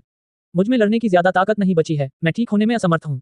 ये सीधे तौर पर कहा गया था। सबसे महत्वपूर्ण बात यह थी कि उसे ये भी नहीं पता था कि रियल सागर में क्या है, जिससे उसकी पुरानी यादें भी चली गईं। 5 रंगों वाली गौरैया इस कड़ाई को छोड़कर सीधे चली गई। प्रतिबंधित क्षेत्र के स्वामी के चेहरे पर चिंता भरी नजर थी। उन्होंने कहा, ये पैतृक संरक्षक आत्मा के साथ महान कर्म साझा करता है, जिसे इस दुनिया में वापस भुगतान करना है। जैसे ही पानी कम हो जाता है, चट्टानें दिखाई देती हैं। विलो देवता, आप कैसे हैं? शेहाव ने आह भरी। उसे विलो देवता की याद आ गई और उसे छोटा शिवालय याद आ गया। अगर वे वापस आ सकें तो यह वाकई बहुत बढ़िया होगा। अंत में शीहाव इस बच्चे को सील करने का अपना संकल्प नहीं बना सका। इसका मुख्य कारण यह था कि युनशी इसके लिए तैयार नहीं थी। उसकी आंखों में आंसू थे, वह इस बच्चे के साथ उसे भी सील करने की विनती कर रही थी। मैं उसे पूरी तरह से बंद नहीं करूंगा, लेकिन उसे कड़ाई के अंदर सोने दूंगा, उसे बीच बीच में जगाता रहूंगा। शीहाव ने समझौता करते हुए कहा, यदि कोई बड़ी अपरिभाषित महान आपदा आ जाए तो वह इस कड़ाई को पूरी तरह से बंद कर देगा और फिर इस बच्चे को ले जाएगा। इसके बाद युनशी हर रोज सोते हुए बच्चे के साथ रहने लगी और उससे बातें करने लगी। बीच बीच में बच्चा जाग जाता और अपनी बड़ी बड़ी चमकीली आंखें झपकाते हुए उसे देखने लगता। इससे वह बहुत संतुष्ट हो गई। उसने उस कड़ाई को गले लगा लिया और उससे अलग होने को कभी तैयार नहीं हुई। शीहाव, मुझे मेरे गुरु द्वारा छोड़े गए कुछ लेख मिले हैं। इस दुनिया में बहुत भयानक चीजें हैं। काओ यूशिंग उसे खोजते हुए प्रकट हुए। अतीत में अंधकार में जीव कैसे आए, वे 9 स्वर्गों और 10 पृथ्वियों में कहां से आए, ये हमेशा एक रहस्य बना रहा। हाल ही में काओ यूशिंग को अपने मालिक द्वारा सीलबंद किया गया एक निजी पत्र मिला, जिससे उन्हें सच्चाई का पता चला। वह रोने लगा और कहने लगा, मेरे स्वामी की मृत्यु हो गई। वह 3 विश्वकांस्य ताबूत में छिपे युद्ध आत्माओं के साथ बाहर भाग गया, अंधेरे को सील करने के लिए। हालांकि अंत में वे कभी वापस नहीं लौटे। अंधेरे जीव सफलतापूर्वक आक्रमण करने में सक्षम थे, जिससे साबित हुआ कि वे सभी पूरी तरह से नष्ट हो गए। हालांकि उसे पहले से ही पता था कि उसके मालिक की मृत्यु हो चुकी है, लेकिन अब ये निर्णायक सबूत था जो स्पष्ट रूप से बता रहा था कि उसके मालिक की अंतिम मृत्यु कितनी दुखद थी।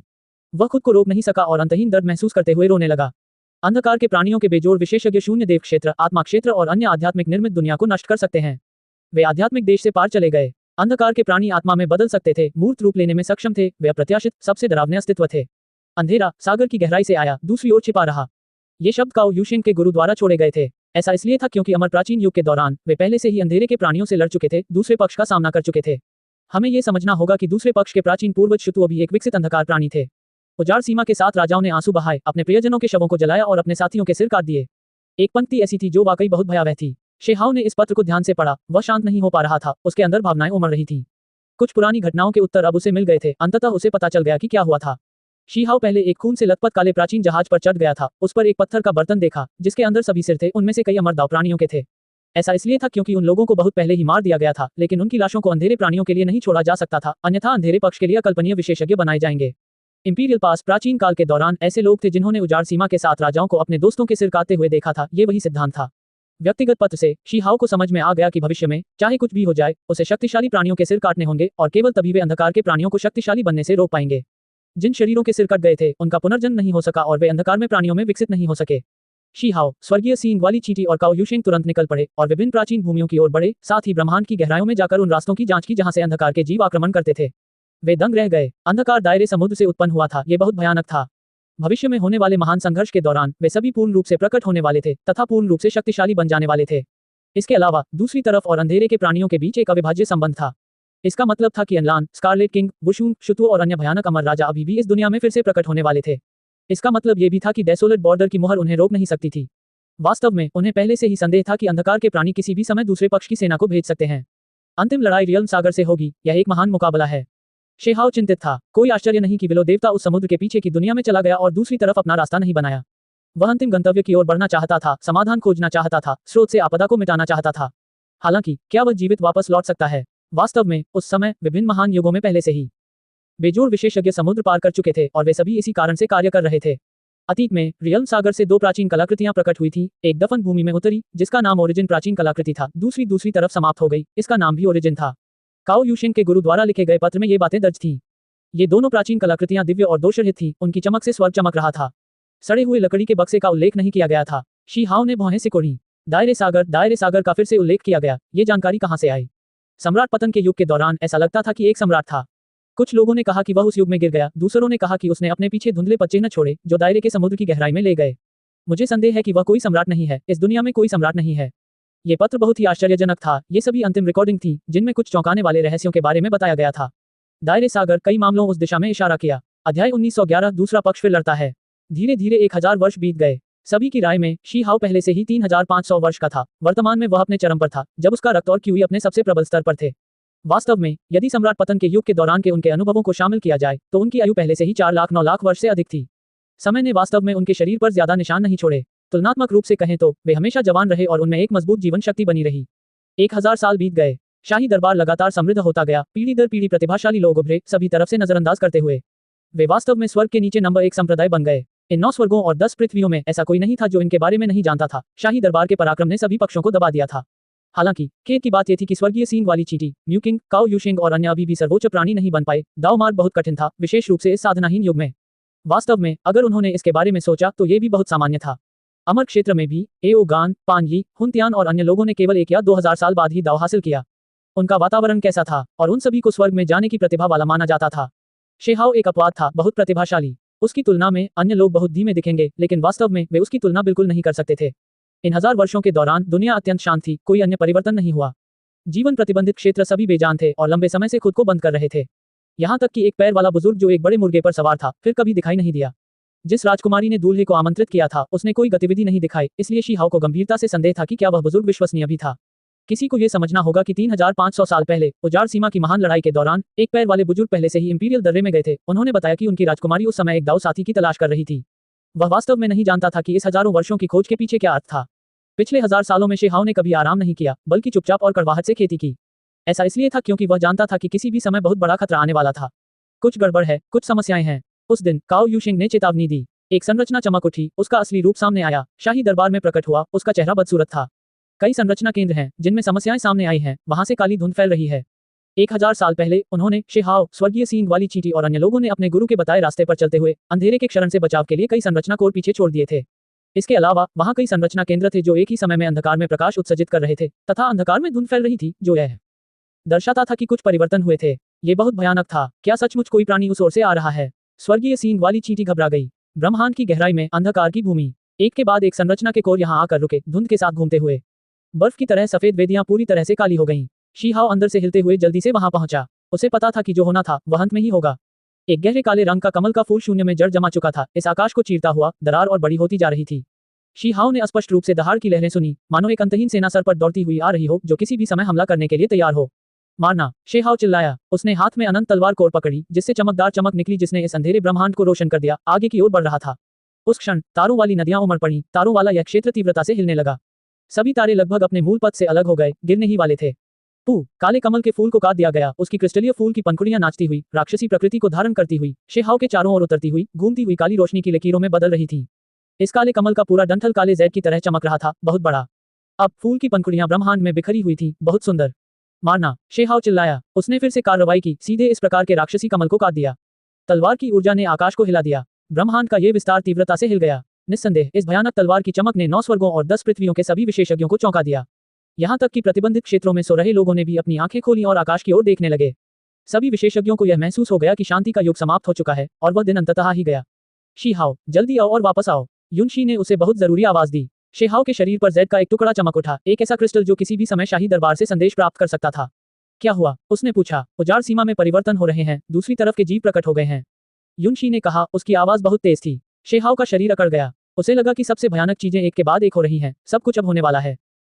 शेहाओ ने एक कदम आगे बढ़ाया। तारकीय नदियां उल्टी दिशा में घूम रही थी, उसके पैरों के नीचे तारे दिखाई दे रहे थे, उसके पीछे उभर रहे थे। वह तुरंत शाही दरबार में लौट आया। भारी दाव ध्वनियां सुनाई दी। शाही दरबार में प्रतिष्ठित दिव्य छवि ने अनंत चमक जारी की, अपने हाथों में अनंत तलवार को लिया, मार्ग की रक्षा के लिए अपने स्थान पर अंधेरे ब्रह्मांड में प्रवेश किया। यह उसकी इच्छा शक्ति का अवतार था। अब ये और भी भयानक हो गया था। सभी कुलों द्वारा पूजित होने के बाद अब इसमें अकल्पनीय शक्ति थी। क्या इंपीरियल दर्रे में घुसपैठ हो गई है? शीहाओ ने पूछा। नहीं हुआ। युनशी ने अपना सिर हिलाया। उसने अपने बच्चे की रक्षा करते हुए एक शुद्ध सफेद छोटी कड़ाही को गले लगाया। इस बार ये कुछ खास था। इंपीरियल दर्रा टूटा नहीं था, लेकिन दूसरी तरफ की सेनाएं सीधे इंपीरियल दर्रे के इस तरफ आ गईं, उस प्राचीन शहर को पार करते हुए। उन्होंने एक नया रास्ता खोल दिया है। क्या वे सीधे अंदर पहुंचना चाहते हैं? स्वर्गीय सींग वाली चींटी भी लौट आई। उसकी अभिव्यक्ति गंभीर थी। उस समय युद्ध के दौरान उजाड़ सीमा को सील कर दिया गया था। वे सभी सोचते थे कि यह हमेशा के लिए मजबूत रहेगा, कि अब कोई चिंता नहीं होगी। लेकिन किसने सोचा होगा कि 3000 साल बाद एक बड़ा संकट फिर से सामने आया। शीहाओ बहती हुई रोशनी की एक लकीर में बदल गया और तेजी से इंपीरियल दर्रे की ओर भागा।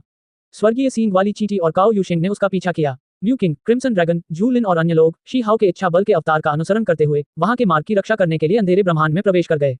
इंपीरियल पास की ओर विशाल निर्जन क्षेत्र है। यहाँ चट्टानें और पत्थर फट गए और जमीन के नीचे से एक विशाल और प्राचीन वेदी प्रकट हुई। इस समय वहां लोगों की टोलियां वेदी से नीचे उतर रही थीं। ये सभी लोग हत्यारे जैसे दिख रहे थे, कवच पहने हुए थे, अपने हाथों में बर्फ से ठंडे स्वर्गीय भाले, बड़े बड़े परशु, दिव्य बर्छे और अन्य चीजें पकड़े हुए थे तथा उनके शरीर से अविश्वसनीय रूप से ठंडी आभा निकल रही थी। ये विदेशी सैनिक थे, इसमें कोई गलती नहीं थी। इंपीरियल पास ने तुरंत असामान्यताओं को नोटिस किया और इंपीरियल कोर्ट को इसकी सूचना दी। ये जगह वाकई असहज महसूस कराती है, महान दाव घुटन भरा है। ये वाकई एक शापित जगह है। एक आदमी जो थोड़ा सा दुष्ट होने की हद तक सुंदर था, उसने अपना मुंह और नाक ढक रखा था। उसने चांदी का कवच पहना हुआ था। वह बहुत घमंडी था और जब वह वेदी पर उतरा तो उसके चेहरे पर घृणा का भाव था। बहुत बढ़िया। इस तरफ कोई तुरंत चला आया। ऐसा इसलिए था क्योंकि वह अत्यंत युवा और भयावह रूप से सुंदर दिखने वाला व्यक्ति एक सम्राट वंश से आया था, जो एक शक्तिशाली प्राणी था जिसने कई वर्षों तक दाव प्राप्त किया था, जो पहले से ही 1 लाख से अधिक वर्षों से सर्वोच्च प्राणी था।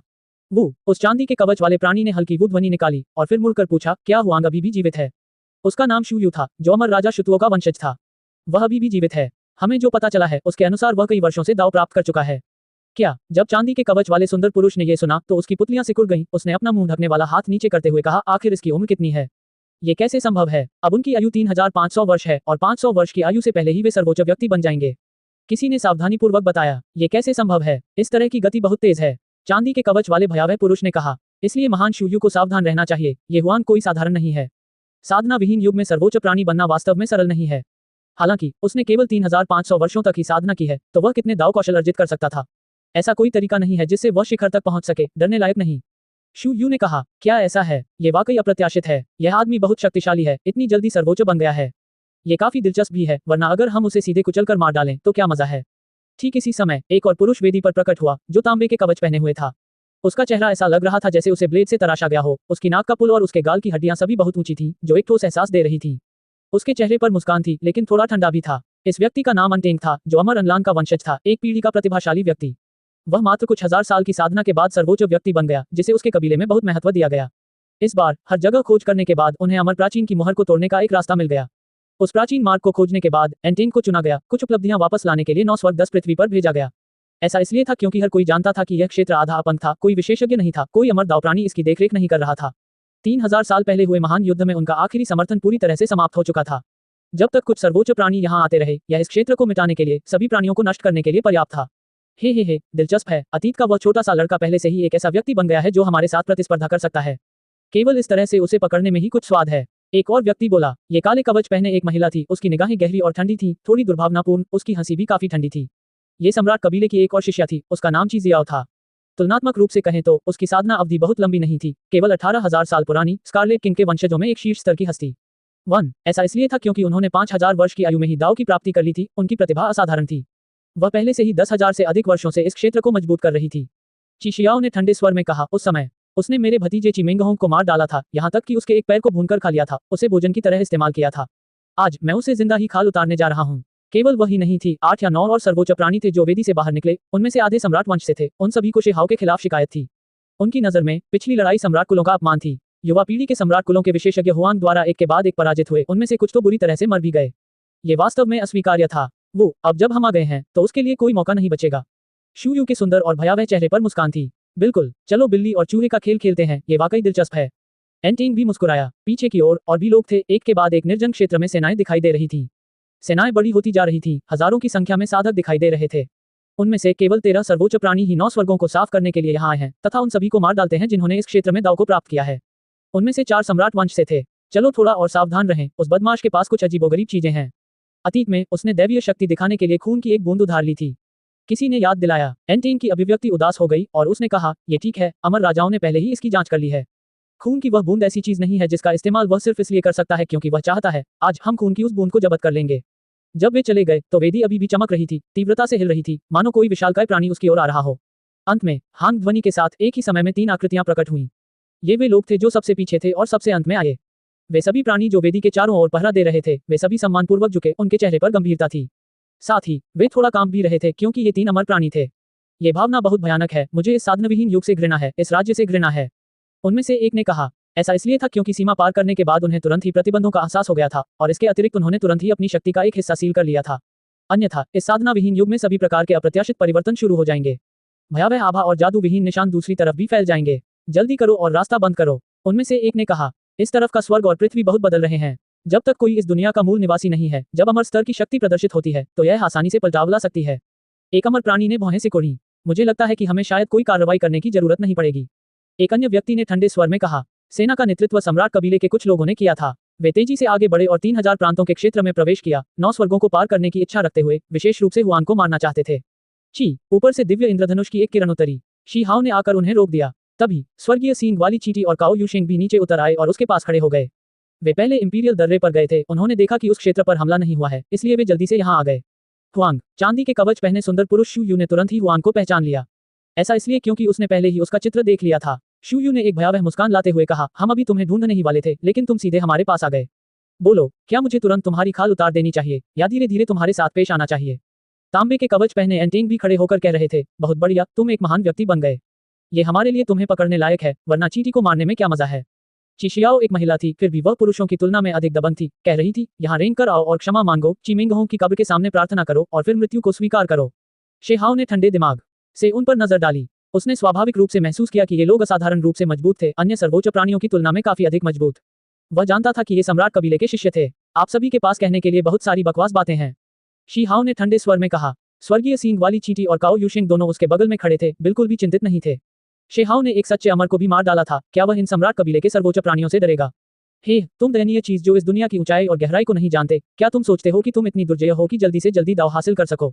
मूर्ख, तुम मौत को दावत दे रहे हो, एंटिंग ने ठंडे स्वर में कहा। हमारे लिए आप बहुत अपरिपक्व हैं। शू यू ने उपहास किया। शेहाओ ने कुछ नहीं कहा, सीधे कार्रवाई की। एक बड़ा पीला हाथ आगे बढ़ा, भयंकर रूप से नीचे की ओर प्रहार करते हुए बेजोड़ शक्ति का हस्तांतरण किया। क्या उसी क्षण शुयू की मुस्कान गायब हो गई, एंटेन का आत्मविश्वास भी गायब हो गया, उसका चेहरा जो लाल रंग की बहुरंगी रोशनी से टिमटिमा रहा था, विकृत हो गया। वे अंदर से कांपने लगे। सम्राट कबीले के इन लोगों ने तुरंत प्रतिक्रिया व्यक्त की, भागने की इच्छा रखते हुए। ऐसा इसलिए था क्योंकि उन्हें अपनी आत्मा से एक कंपन महसूस हुआ, उन्हें लगा कि वे किसी भी तरह से इस युवा के विरोधी नहीं हो सकते। अगर वे वास्तव में उसका सामना करते हैं तो वे मर जाएंगे। वे तेजी से भाग गए, लेकिन वह बड़ा हाथ और भी तेज था, तुरंत बड़ा होता गया, दुनिया को ढकते हुए, स्वर्ग से उतरते हुए, नीचे की ओर टूटता हुआ। पू पू पू। लगभग उसी समय सम्राट कबीले के सभी सदस्यों को तब तक थप्पड़ मारे गए जब तक कि वे फट नहीं गए और खूनी धुंध के विस्फोटों में बदल गए। इस बीच नीचे अभी भी एक बड़ी सेना थी, लेकिन वे और भी अधिक शोकाकुल थे, बिना किसी दफन स्थल के मर रहे थे, उनमें से एक बड़ा हिस्सा नष्ट हो गया था। दौड़ना। इस जगह से बहुत दूर पीछे की ओर दूसरे सर्वोच्च प्राणी खड़े थे। वे जोर से चिल्ला रहे थे, जिससे बचे हुए लोग जल्दी से भाग जाएं। लेकिन एक बड़ा हाथ आसमान में दौड़ा, मानो इस दुनिया को ढक रहा हो। उन सभी को हथेली में दबा लिया गया और चूस लिया गया। अंत में पू की आवाज के साथ वे सभी कुचल दिए गए। ये बिल्कुल सीधा, निर्णायक और क्रूरतम था। शी हाओ के हाथ ने आकाश को ढक लिया और सभी को नष्ट कर दिया। अंत में केवल कुछ निशान ही बचे, उनमें से 3 शुयू, ची शियाओ और एंटेन के थे। बोलो, तुम सब इस क्षेत्र में कैसे आए? और कौन पार करने जा रहा है? शेहाओ चिल्लाया। अपने निशान पीछे छोड़ना सिर्फ कबूलनामा निकालने के लिए था। इन लोगों की सारी उम्मीदें धूल में मिल गईं। उनके जैसे ताकतवर लोग भी इस तरह की स्थिति में आ गए। उनके पिछले शब्द वाकई हास्यास्पद थे। वे वास्तव में इस व्यक्ति की एक ही हथेली से मारे गए थे। अब पूछने की कोई जरूरत नहीं है, हम आ गए हैं। निर्जन क्षेत्र से एक ठंडी आवाज सुनाई दी। 3 महान अमर प्राणी प्रकट हुए। पू की ध्वनि के साथ शेहाओ की हथेलियां और उंगलियां बंद हो गईं। एंटिंग, शू यू, ची शियाओ और अन्य लोगों के जीवन के निशान फट गए और बिखरी धूल में बदल गए। 1 स्कारलेट किंग को चीनी में चीवांग पढ़ा जाता है।